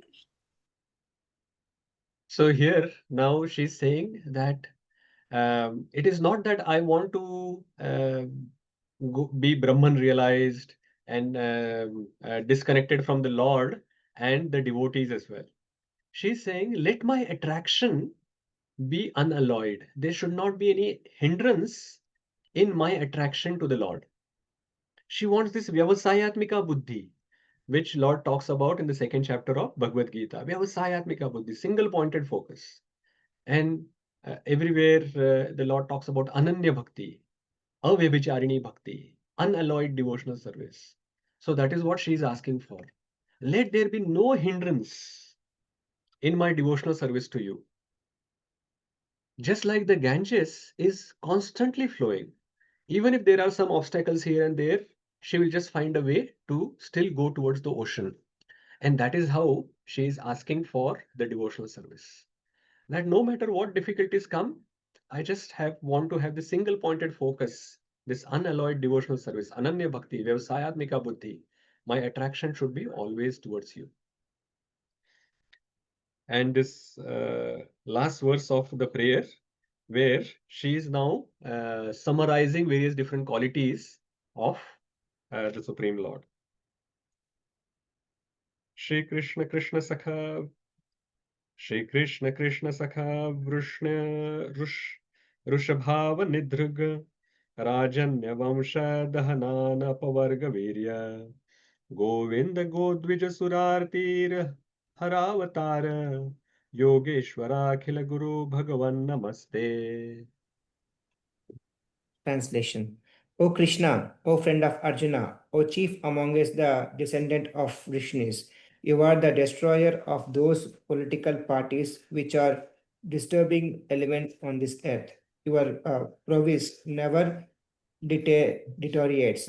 You are the proprietor of the transcendental abode, and you descend to reveal the distress of the cows and relieve the distress of the cows and brahmanas and devotees. You possess all mystics' power, and you are the preceptor of the entire universe. You are the Almighty God, and I offer you my respectful obeisances. Thank you, Prabhuji. Thank you, Prabhu.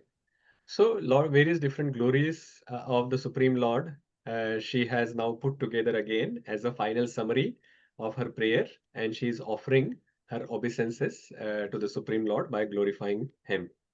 Now, how does Krishna respond to this?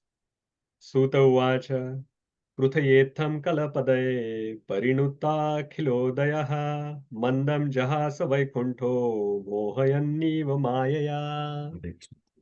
Sutta Goswami said, the Lord, thus hearing the prayers of Kunti Devi, composed in the choice word of his glorification, widely smiled. That smile was enchanting as his mystic power. Yeah. He only smiled, but his smile was very enchanting. So Kunti Devi used these choicest words that she could find, and then she has glorified. But Lord Shri Krishna did not speak anything. He only smiled because with no words he could respond to that. He just lightly smiled, but that smile was very enchanting. And Srila Prabhupada says about the glorification that Kunti Devi had just done. No, so Lord is known as Uttam Shloka. No amount of chosen words is sufficient to enumerate the Lord's glories. And yet he is satisfied by such prayers as the father is satisfied even by the broken linguistic attempts of the growing child. So just like the father is satisfied with the small child's like this broken words that they are talking about, and they are pleased. Similarly, the Lord is pleased by the glorification which was done by Kunti Devi. And he just enchantingly smiled towards her. And then what happened further, we will see. So we are further, I think the remaining verses, we are just going to read the translations for the remaining 7-8 verses. Bhageshwari Mataji. Thus, accepting the prayers of Srimati Kunti Devi, the Lord subsequently informed other ladies of his departure by entering the palace of Hastinapur. But upon preparing to leave, he was stopped by King Yudhisthira, who implored him lovingly. Yeah. So in this sections, we are going to see Lord's interaction with Yudhisthir Maharaj, who's very aggrieved because of the war, and so many people has got killed during the war. So he's very, very aggrieved. And the interaction with Lord Shri Krishna and him, we can see in this remaining verses from 45 to 52. So after these prayers that he has heard, Lord Shri Krishna entered the palace to say goodbye to all the other ladies in the palace. But when after all of that was done, Yudhishthir Maharaj stopped him and he implored him lovingly and the Lord couldn't say no to him. So this is the power of loving affection of King Yudhishthir. Lord is conquered by loving devotional service, and he had to actually then spend some more days with Yudhishthir Maharaj because of the love that or Yudhishthir Maharaj, the love that Yudhishthir Maharaj has for the Supreme Lord. Let us see why Yudhishthir Maharaj was aggrieved and what was the purpose. Lord Shri Krishna had many purposes for staying there for a few more days. We will find out. Next verse, translation, 46. Prabhuji, the king Yudhishthira, who was such aggrieved, could not be convinced, despite the instruction by great sages headed by Vyasa and the Lord Krishna himself, the performer of superhuman feats, and despite all historical evidence. Yeah, thank you, Prabhuji. So Yudhishthir Maharaj was aggrieved by the war and the mass massacre that happened through the war. Srila Prabhupada mentions that, quoting Mahabharata's Adi Parva, that 640 million people died in that war. 640 million people died. So this was the biggest war that is known in the history. And Yudhishthira Maharaj started thinking that so many people got killed, for what purpose? Just to enthrone me as the king? So he was not able to digest that just to make me king, 640 million people lost their lives. So because of this thing which was hurting him, so everyone was trying to pacify him. So Vyasadeva came to explain to him that it was not your fault, Krishna's arrangement or whatever, but Lord Shri Krishna also tried himself. He is the Supreme Personality of Godhead. He tried as well, but he also failed, apparently. So Srila Prabhupada explains in the purport, is it that Krishna was like Krishna is the Supreme Personality of Godhead, how come he was not able to convince Yudhishthir Maharaj? So it is explained that as super soul of King Yudhishthir Maharaj, Krishna himself did not allow king to be convinced by the words of Vyasa and himself, because Lord Shri Krishna desired that the king hear the instruction from Bhishmadev, who was dying, and Krishna wanted to go and give darshan to Bhishmadev before his death, as well as he wanted to glorify Bhishmadev as a pure devotee and even better in knowledge than Vyasadeva and himself. So that if Yudhishthir Maharaj was like Vyasadeva and Krishna tried to explain to Yudhishthir Maharaj, and he was not convinced. But when Bhishmadev explains to him, he gets convinced. That means his knowledge and his understanding is better than Vyasadeva and Lord Shri Krishna himself. So that is what Lord wanted to give this credit to Bhishmadev. So that is why he played this Leela again, pastime. Next verse, 47. Should I read, Prabhu? Who was next? Okay, go ahead. There are a few others, but you can read, and then Vikas Prabhu, and then again Vishaka Mataji can. King Yudhishthira, son of Dharma, overwhelmed by the death of his friends, was aggrieved just like a common materialistic man. O sages, thus deluded by affection, he began to speak. So just like Arjuna was deluded at the beginning of Bhagavad Gita, he shouldn't be deluded. Arjuna was not supposed to get deluded. He had enough knowledge, he had all the understanding, and he has already fought similar wars before, but still he got deluded. So that was Krishna's arrangement. Similarly, here, Srila Prabhupada explains in the purport that it was Lord's arrangement, that Yudhishthir Maharaj was deluded by the Lord. And that is why he was aggrieved just like a common materialistic person. And he was deluded by affection, and he began to speak something. Let us see what he speaks. 48. King Yudhisthira said, O my lord, I am the most sinful man. Just see my heart, who is full of ignorance. This body, which is ultimately meant for others, has killed many, many phalanxes of men. Phalanxes of men. Phalanxes. So, Yudhisthira Maharaj is saying, I am sinful because so many people were killed for me, for making me king. So many people have been killed. So all the sins of killing those people have come to me. So that is why he's saying I'm sinful. He continues, 49. I have killed many boys, Brahmins, well-wishers, friends, parents, preceptors, and brothers. Though I live millions of years, I will not be relieved from the hell that awaits me for all these sins. Hare Krishna. So as I have killed so many people, including the boys, brahmanas, well-wishers, friends, parents, preceptors, brothers, so many people have been killed in this war. So even if I stay in hell for millions of years, so depending on how much sins you have committed, then you go to hell and you spend the time till you pay for all the sins that you have done. Now, if you have killed, like if he's thinking that I have killed so many people, on top of that, they were not ordinary soldiers. Some of them were my brothers, some of they were my teachers, they were my friends, parents, well-wishers, brahmanas as well. Like our Drona was a brahmana. So all of these people have got killed because of me. So my sins are so much that if I stay in hell for millions of years, I still won't be able to wash all the sins that I have accumulated. Next one, 50. Hare Krishna, Prabhuji. There is no sin for a king who kills for the right cause, who is engaged in maintaining his citizens, but this in conjunction is not applicable to me.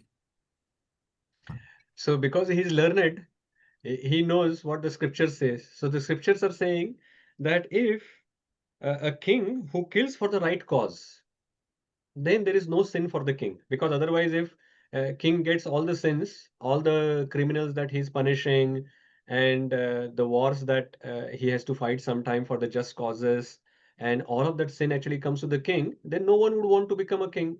Because no matter what he does, he is going to get the sinful reaction. But that is not the case. The Shastras say that if there is a just cause, if the right cause is there, and for that cause the king is killing someone, then there is no sin for that person. But Yudhishthir Maharaj says that that injunction is not applicable to for me. Why it is not applicable? He is saying, so purport Srila Prabhupada explains that Duryodhan was ruling the kingdom. And from the citizens' perspective, he was ruling it all fine. It was not that the citizens were suffering or whatever. It is just that it was not they were on the side of the adharma. But from the citizens' perspective, they were not suffering as such. Of course, we have seen before that if the king is adharmic, automatically they will follow the role model. If Duryodhan, who has tried to disrobe Draupadi, Dushasana, and under his order, Duryodhana's order, if he has done it, then that kind of adharma will continue in the kingdom. Because if the king can do it, then the citizens can do it. Yad yad acharati shreshthas. If the king is against Krishna, that means he is Asura, he is not a Sura, then the entire kingdom will become Asura. So, of course, it was right for Duryodhana to be removed, and then Yudhishthir is established as a king. But from Yudhishthir's perspective, he is saying that, see, uh, administration perspective, Duryodhana was doing fine. It was not like a big problem or anything, but just for me coming, like for making me a king, all of these people got killed. So it was not a right cause. And that is why all these sins are going to come on me. He is saying it onto it, put it on himself. Next verse. Hare Krishna, Prabhuji.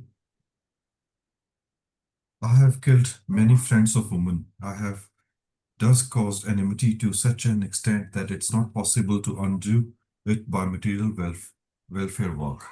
Hare Krishna. Yeah. So he's saying now that this killing of so many people has created a lot of enmity. And no matter, like this revengeful attitude has been created now in people in general. So there is a lot of enmity is there, a lot of revengeful attitude is there. And no matter how much welfare work I do for my praja now, for all my kingdom, this is not going to be undone. This enmity, this revengeful attitude will remain even if I do so much welfare work. And Krishna actually made him do Krishna made him do this 3 Ashwamedha Yajnas. So in the earlier we saw that he did this 3 Ashwamedha Yajnas, and then his Kirti became as similar to Indra, who had done 100 Ashwamedha Yajnas. So Krishna made him do this 3 Ashwamedha Yajnas, but Yudhisthira Maharaj is feeling that his sins are not still undone, even if the 3 Ashwamedha Yajnas are done. Actually, as we discussed, that there was no sin committed by Yudhisthira Maharaj. It was Lord Krishna's desire to establish Yudhisthira Maharaj as the king. If someone does a war for their own personal interest, Srila Prabhupada explains in this purport very nicely. And in the last sentence of this purport, Srila Prabhupada is saying, for others who declare war out of personal interest, the whole responsibility lies on them. If someone is doing a war for their own personal interest, then they get the responsibility of all the killing that happens in that. But Pandavas were not like that. The war was not fought for the personal interest. Pandavas were just the instruments in Lord's plans for re-establishing the principles of religion. So actually there were no sins committed by them. Let us see the last verse of this chapter. As it is not possible to filter muddy water through mud or purify a wine-stained pot with wine, it is not possible to counteract the killing of men by sacrificing animals. Krishna. So Yudhisthira Maharaj is even now talking about this Ashwamedha Yajna, why they were not effective. He's saying that the muddy water cannot be cleaned through mud. By passing through mud, you can't clean the muddy water. And a wine-stained spot, like if a pot, you have kept some wine in it, you can't clean that up using wine. Similarly, these sins which are committed by killing so many people, you can't wipe that off by killing few more animals.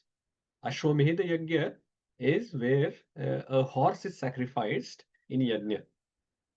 But of course, like if the purport, if you see, the idea is that the Brahmanas were so powerful that the hymns that they were chanting, when they chant those hymns and sacrifice this horse, the horse will immediately get a human life. And that actually shows the efficacy of the mantras that they are chanting. And all of this yajna that is done, that can take away all the sins which are performed, which if someone has committed by mistake as well. So that is why these yajnas are done. But here Yudhisthira Maharaj is giving this logic, is saying that by doing more killing, you can't get rid of the sins which are done by killing so many people in the war. So he is very, very aggrieved, and no matter what other people are saying, he is not able to be pacified. So that is why now the next chapter is going to be the passing away of Bhishma Dev in the presence of Lord Shri Krishna, where Bhishma Dev, Lord Shri Krishna takes Yudhishthira Maharaj to Bhishma Dev, and Bhishma Dev gives him the knowledge by which he understands, and then he's pacified. And then Bhishma Dev passes away, leaves his body in the presence of Lord Shri Krishna. So that is where this is actually a detour that is happening. The whole idea was to explain the Parikshit Maharaja's appearance. Parikshit Maharaja's appearance, like Brahmastra came and from Ashwathama, and Parikshit Maharaj was protected. That is it. That is where it should have stopped. And then he should have, our Suta Goswami should have continued talking about Parikshit Maharaj. But then at the same time, Kunti Maharani's prayers came. Then Yudhishthir Maharaj was aggrieved. So then Bhishma Deva was passing, all of that. And then the next few chapters are how Lord Shri Krishna goes from Hastinapur to Dwaraka, how people receive him, all is actually a detour of a preacher. When sometimes they start talking, they lose the track and they just get engrossed into discussing some pastime, and then suddenly they remember, oh, what was my point? Oh, the main question was about Parikshit Maharaj. Let me come back to that Parikshit Maharaj. And that is how Suta Goswami will come back to Parikshit Maharaj's story after some time. But of course, everything is related to Krishna.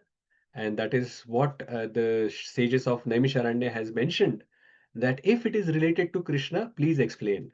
So Suta Goswami is taking the liberty that even though it was not specifically related to the question that they asked, they also mentioned that please tell me all the other things which are related to Krishna. So answer these questions and also tell us about other things which we haven't asked. So that is where Suta Goswami is explaining all these pastimes for the benefit of the sages in Naimisharanya, and through that medium for the benefit of all of us.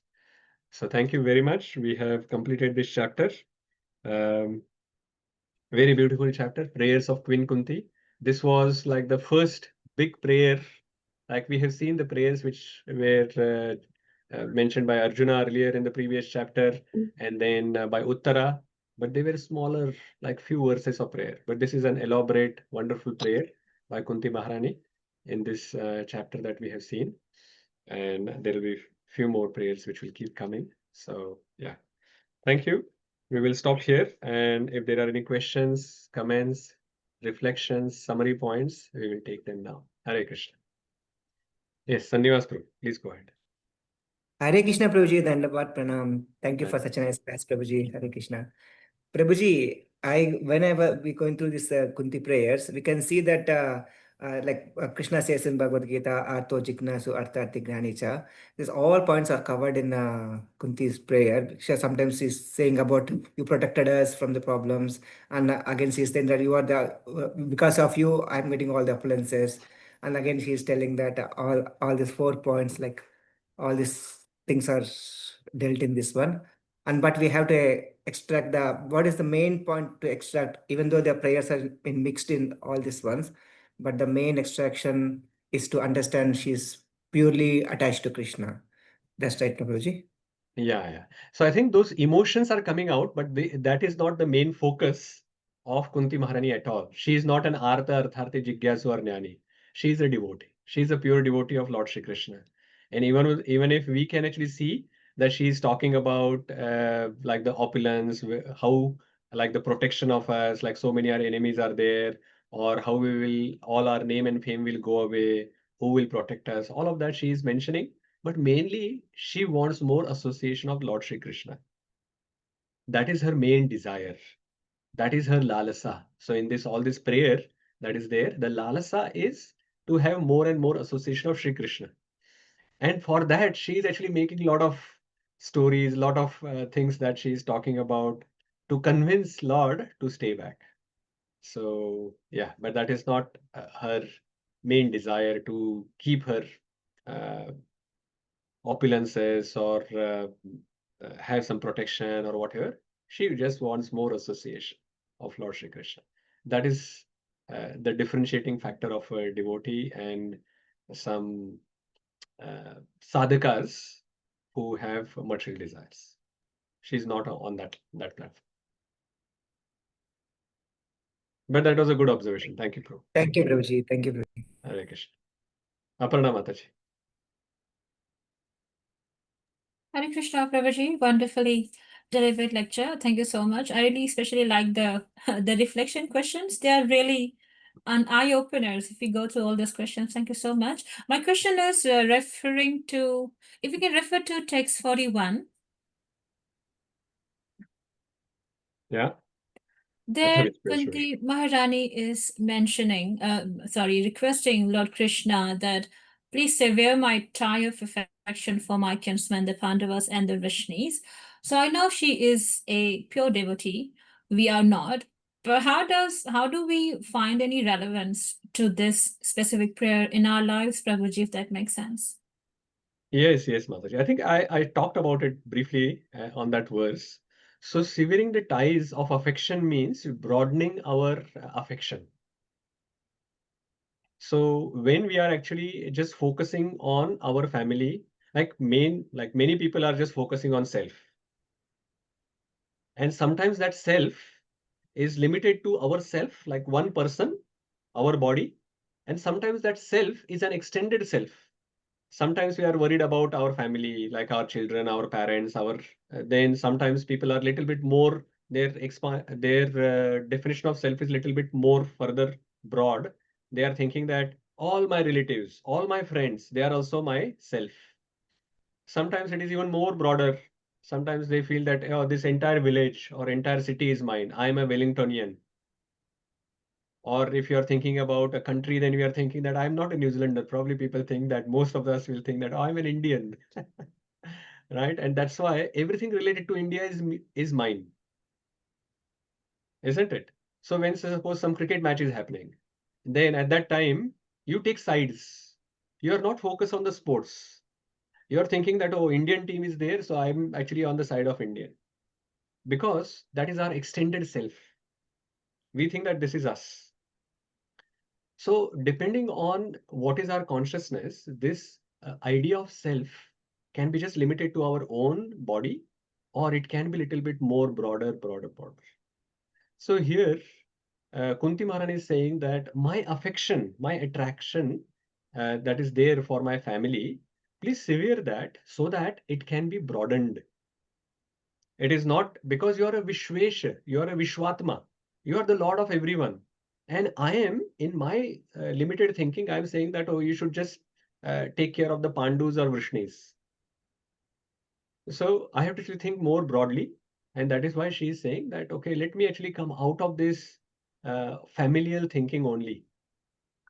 I have to actually think a little bit more broadly. And that is what she is talking about.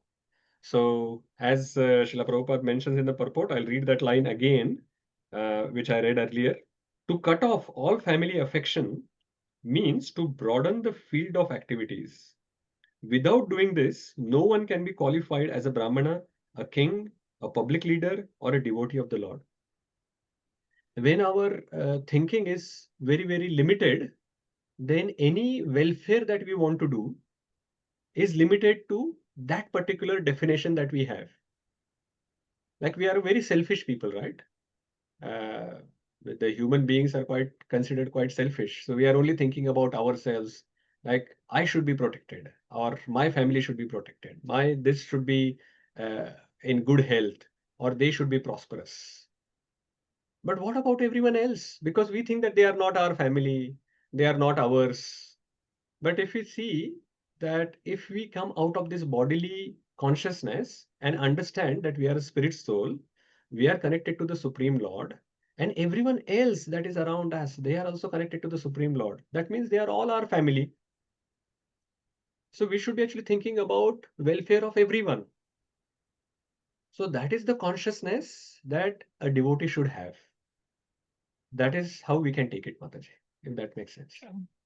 That makes perfect sense. Thank you, Prabhuji. Hare Krishna. Okay, thank you. Aminda Prabhuji. Hare Krishna Prabhuji, thank you again for a wonderful lecture.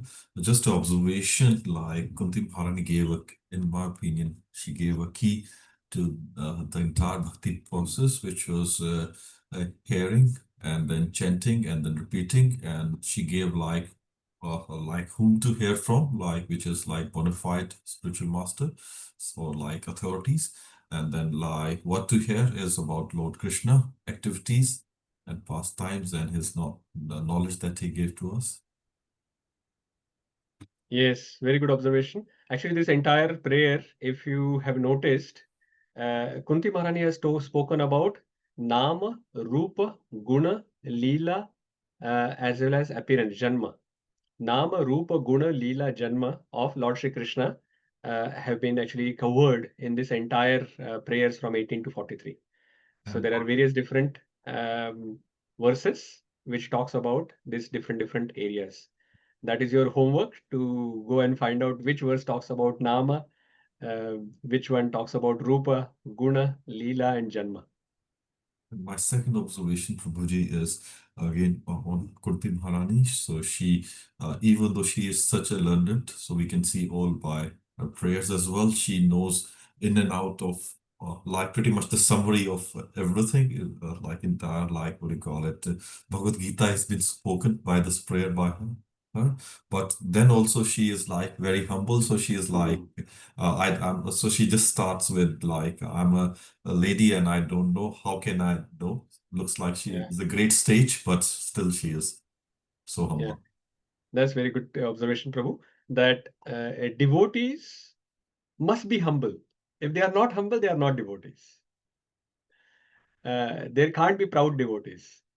They like these two words don't go together. Proud and devotees. If they are proud, they are not devotees. If they are humble, if they are devotees, they have to be humble. Because Krishna doesn't like pride. Krishna only, if the devotees are humble, in that humility only, he can accept them. So we have to actually develop this quality, and we can see this quality in all these wonderful pure devotees. They are so exalted, and they consider that they are no one. And when we see to ourselves, at least I can talk about myself. You have some little small qualities here and there, and you suddenly become proud that, oh, I'm such and such person and whatever. So that actually immediately is detrimental for our bhakti.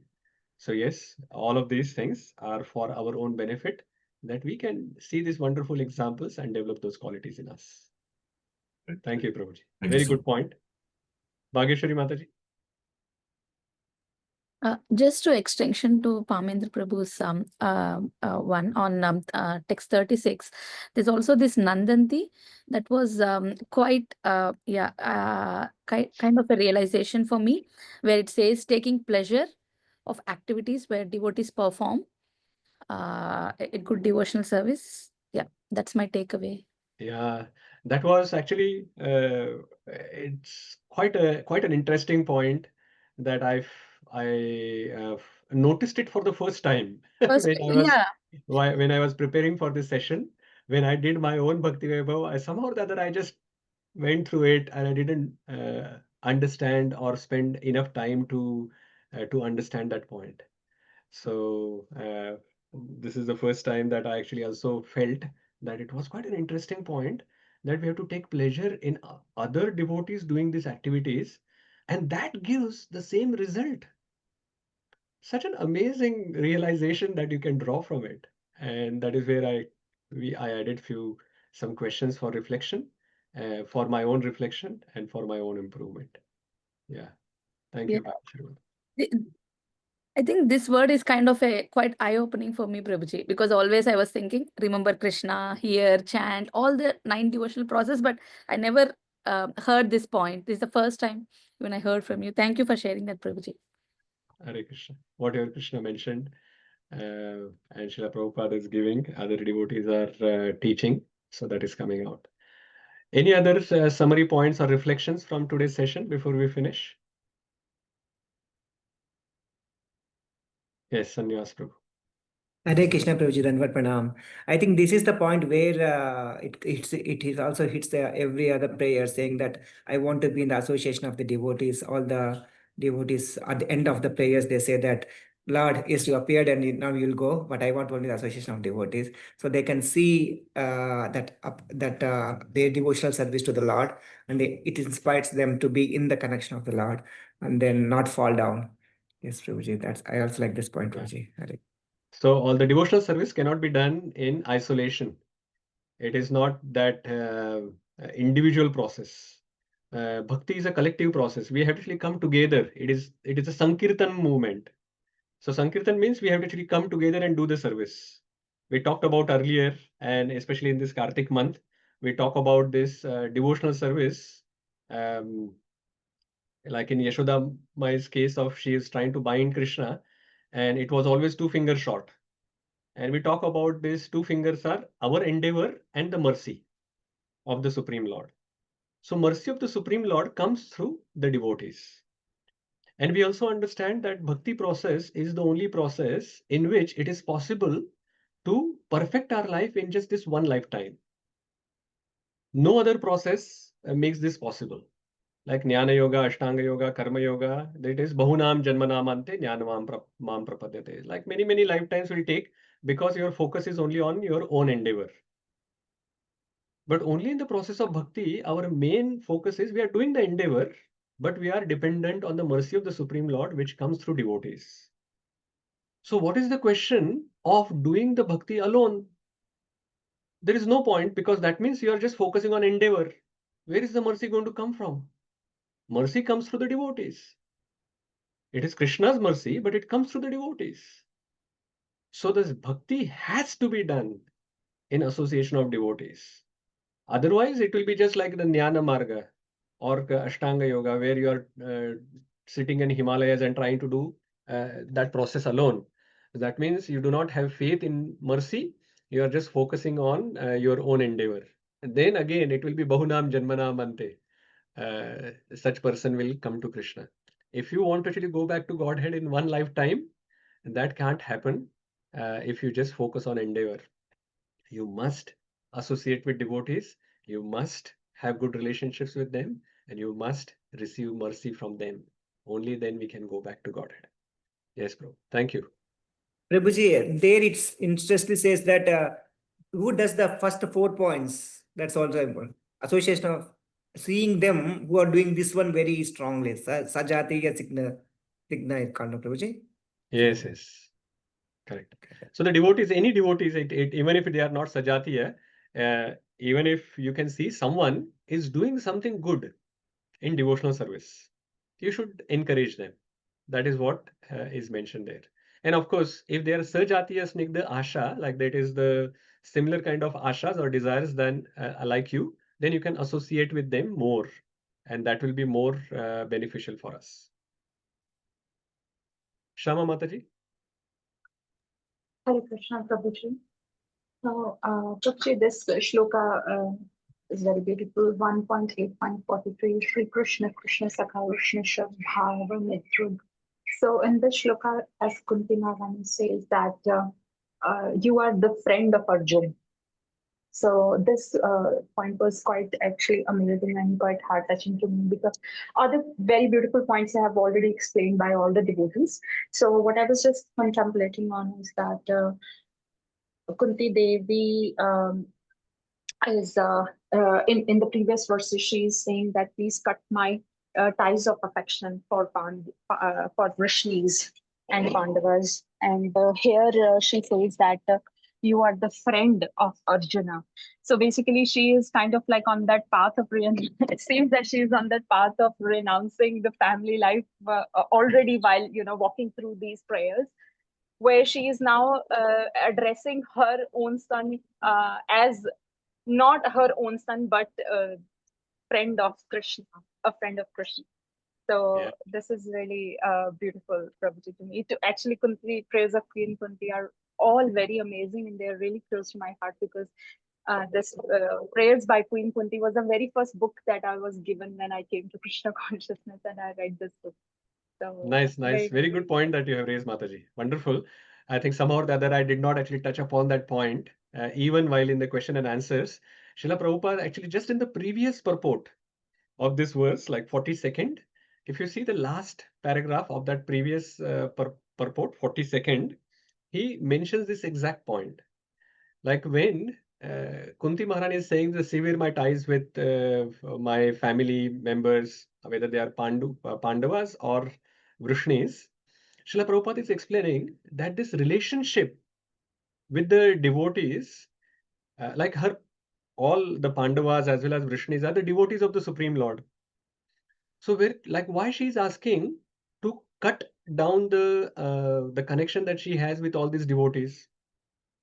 So Srila Prabhupada is explaining that in that purport and this last paragraph.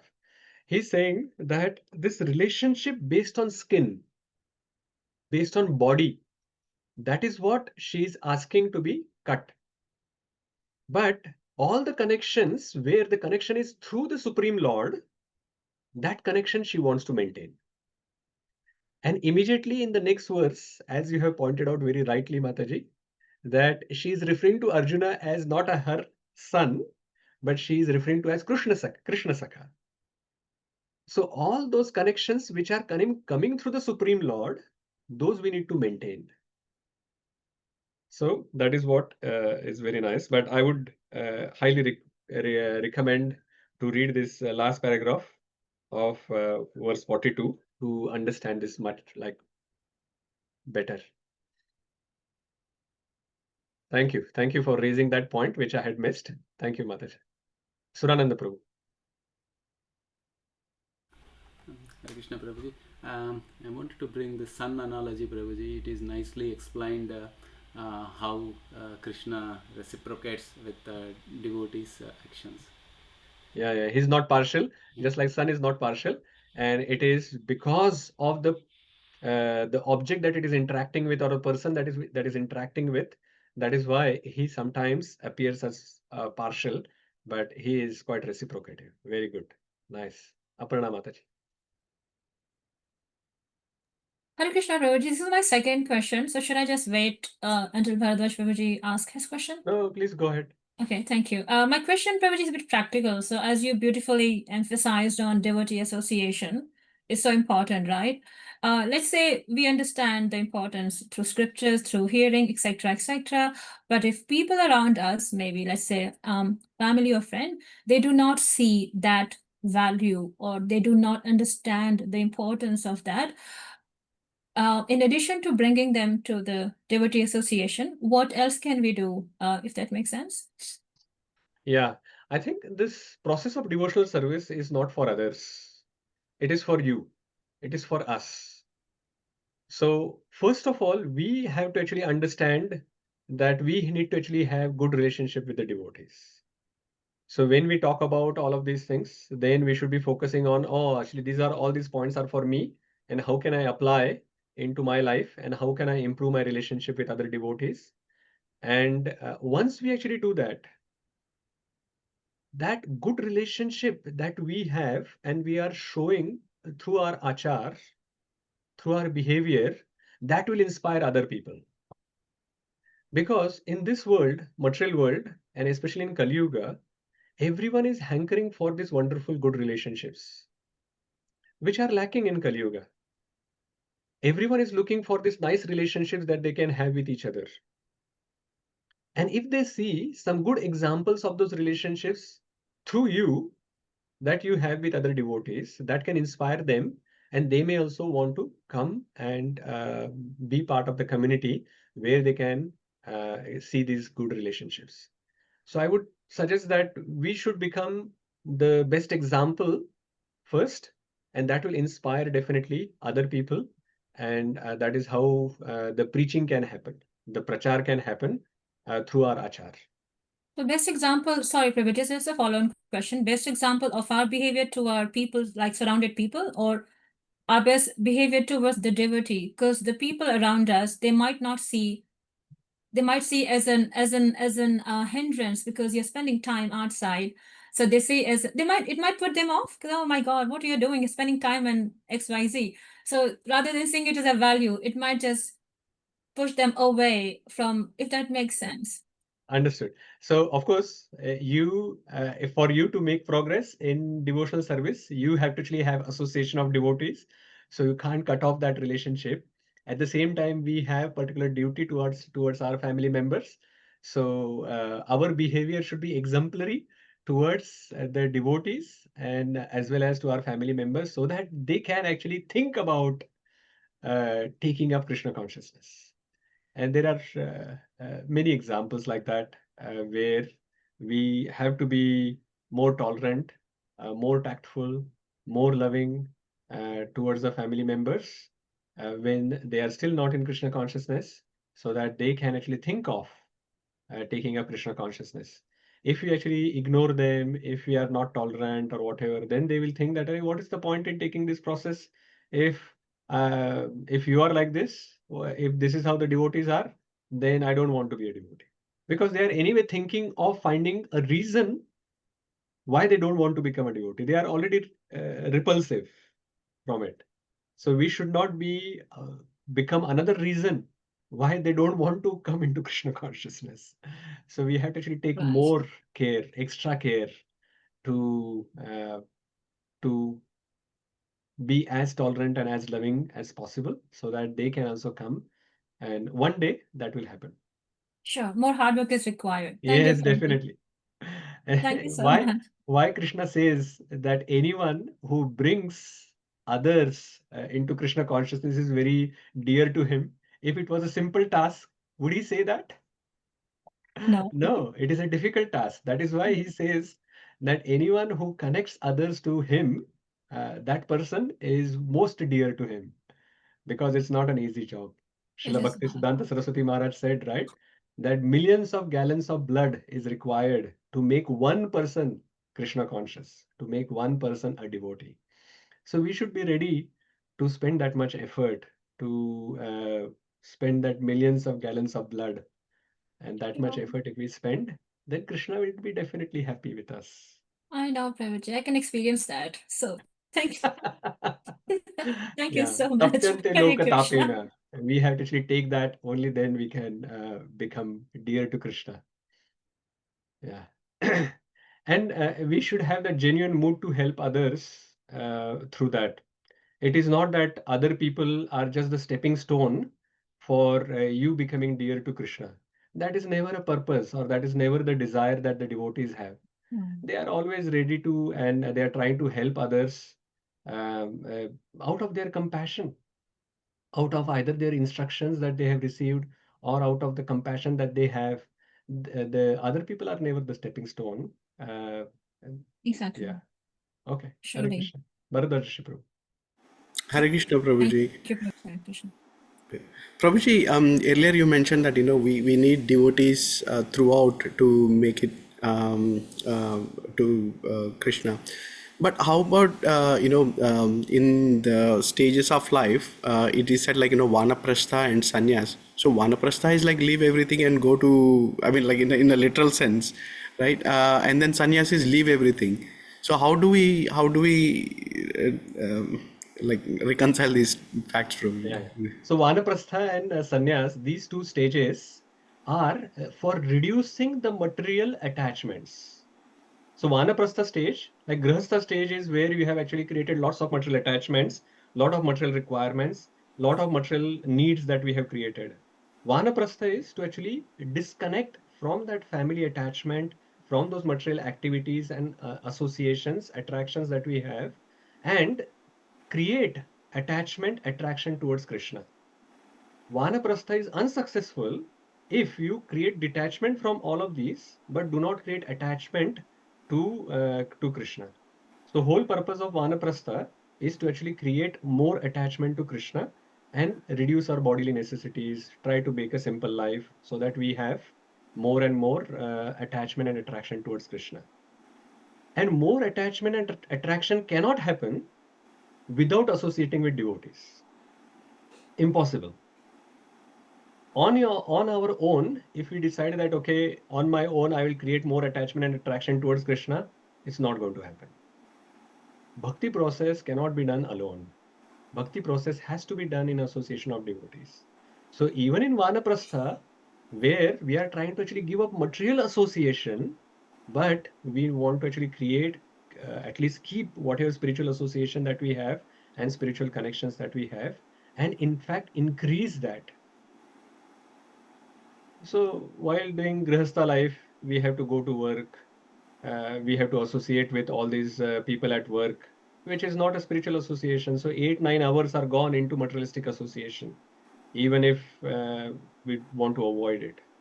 But when you are retired in the Vanaprastha life, you have these 8-9 extra hours which you are spending in material association that you can now spend into spiritual association.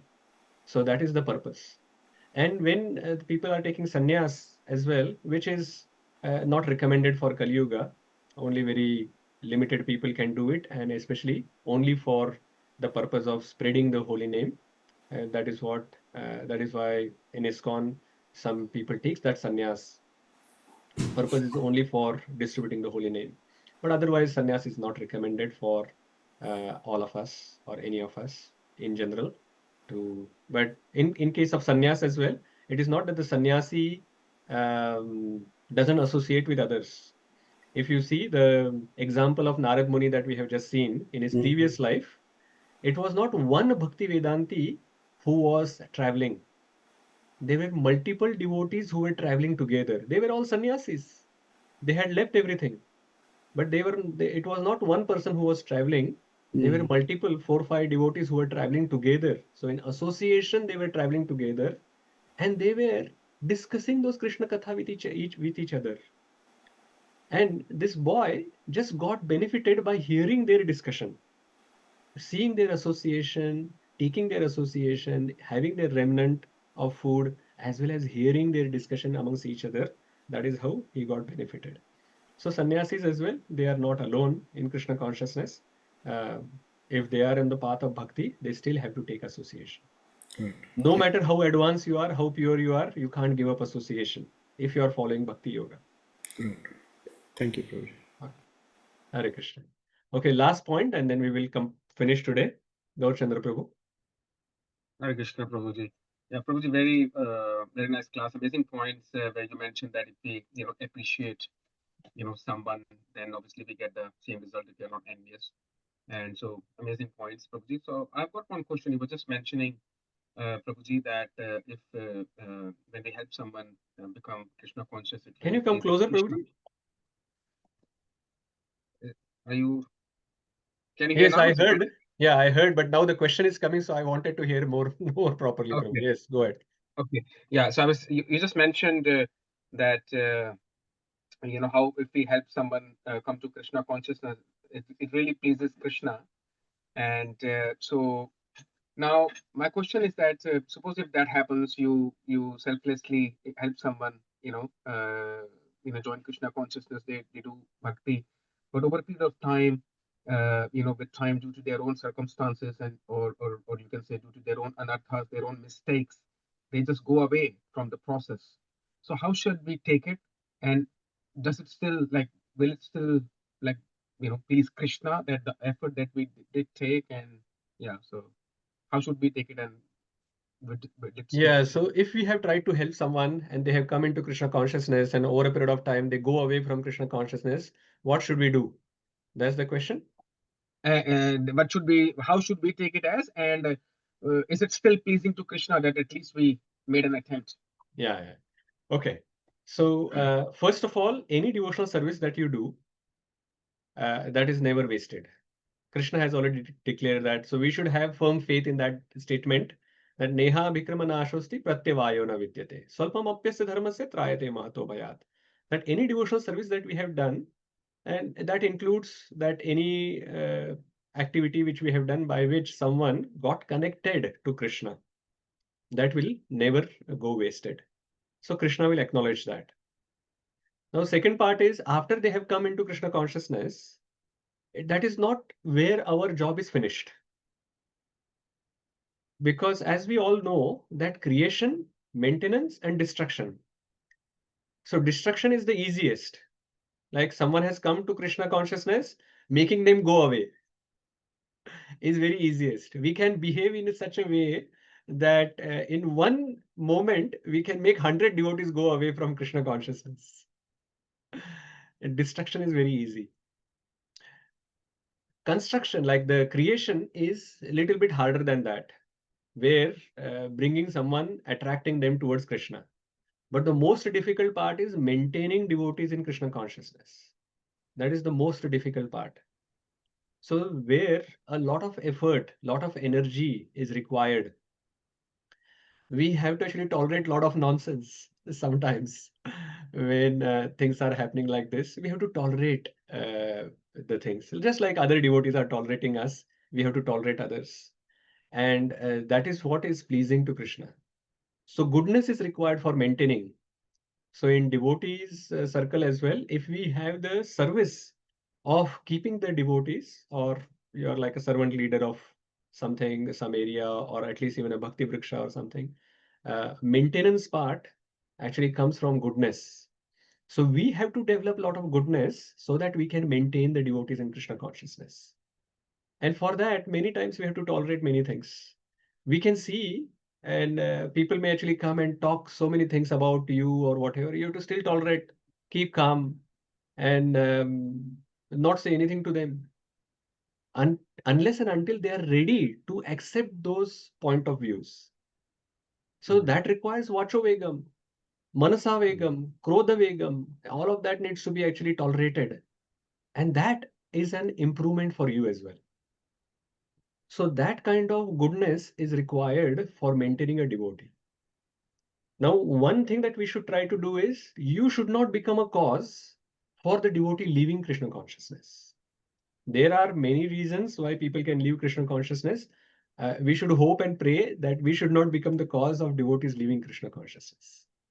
Our behavior should not be like that. And if someone has gone away from Krishna consciousness because of some whatever other reasons, we should try our best to bring them back. Srila Prabhupada have established this personal example. Even people who had broken regulative principles, when they have taken sannyas, after that as well, he was so tolerant towards them, and he actually, his behavior was that, okay, now you have gone into Grihastha life again, fine, but remain in Krishna consciousness. He was still accepting those disciples. He wanted to make sure that they don't go away from Krishna consciousness.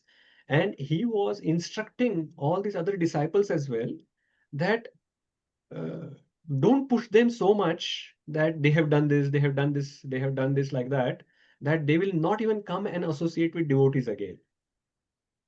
So somehow or the other, we have to tolerate them and keep them in Krishna consciousness. So it requires quite a lot of tolerance, and we should see how much we can do, how much is within our capacity and capability, and that much what we can try to do. So first of all, maintaining a devotee requires mode of goodness, and it requires quite a lot of effort in our part, and requires quite a lot of purity. It requires a lot of tolerance, vacho vegam, manasa, krodha vegam, all those 6 vegas needs to be udara pasta vegam. They're a little bit further, but at least vacho vegam, manasa and krodha vegam needs to be developed for maintaining the devotees. Second part is we should not be the cause for the devotees to go away. Our behavior should be such. And even if because of some other reason people have gone away, we should try to still encourage them to remain in Krishna consciousness somehow or the other. And our behavior should not be that now they can't be in devotee association anymore. Not like that. We should not be shutting the doors for them completely. So, yeah.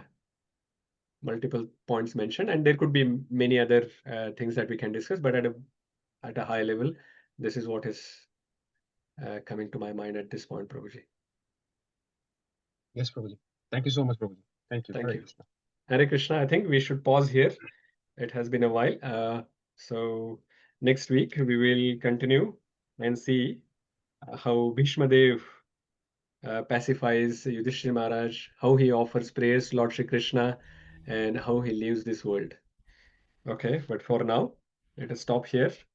Srimad Bhagavatam ki jai, Srila Prabhupada ki jai.